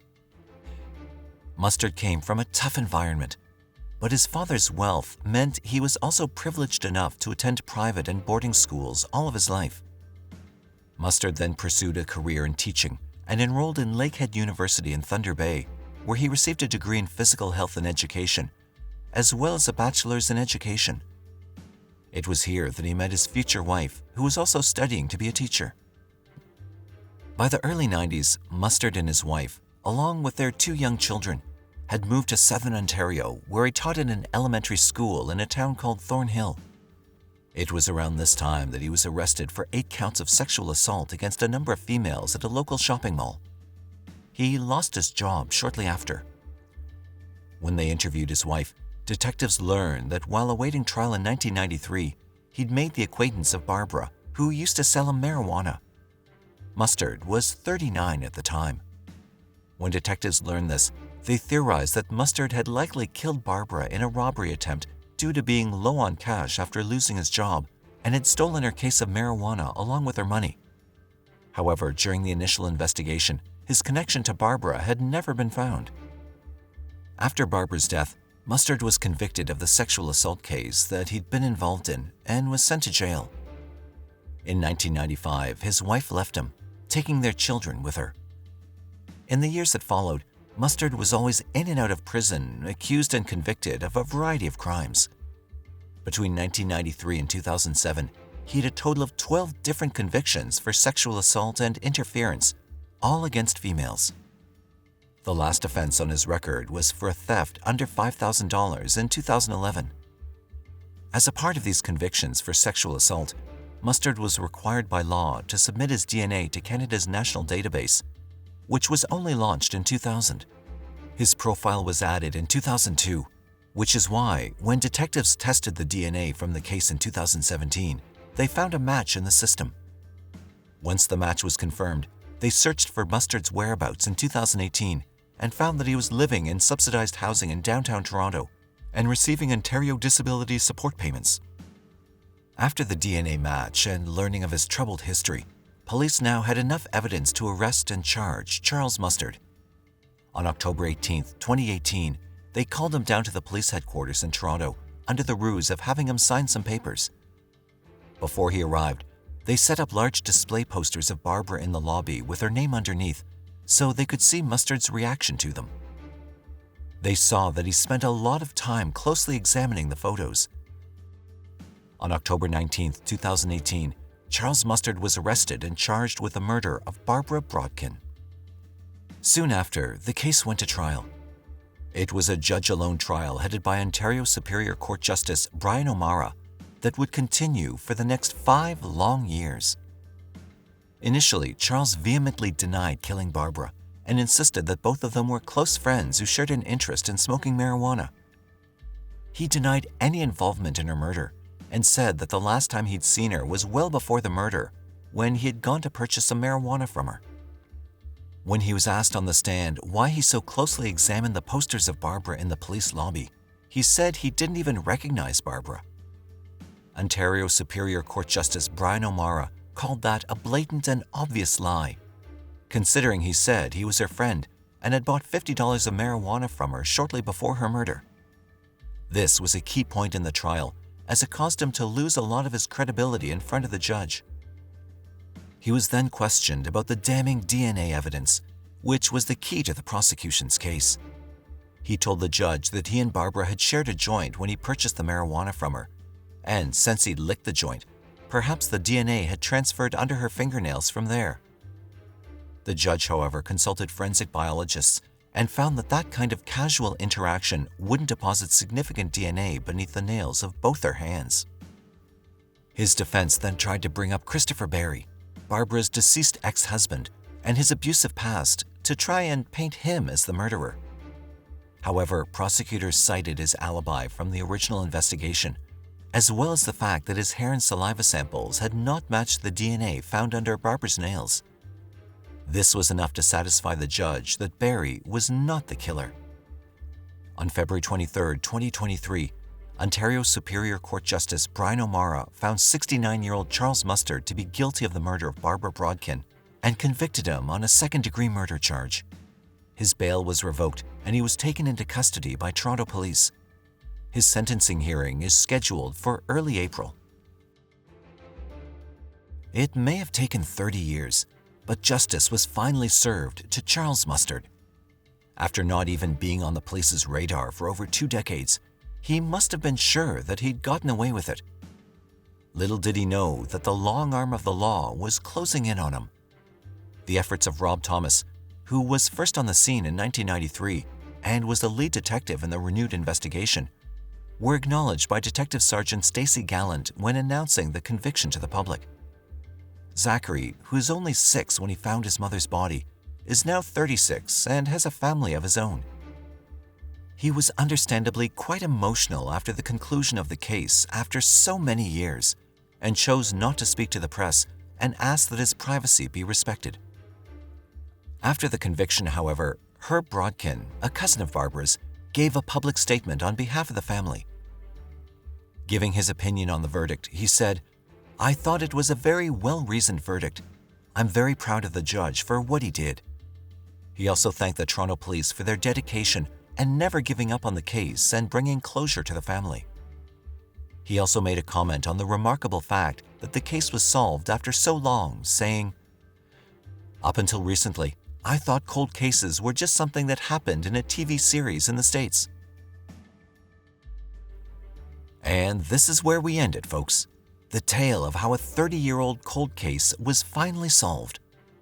This case serves as an example of the amazing potential of modern forensic technology to solve cases which were long considered hopeless. We hope that wherever she is, Barbara is resting peacefully, knowing that her killer has been brought to justice. But what did you think of the case? And what sentence do you think Mustard deserves for his crime? Let us know your thoughts in the comments down below. And if you enjoyed the video, please like, share, and subscribe to the channel. Until next time, stay safe and thanks for watching.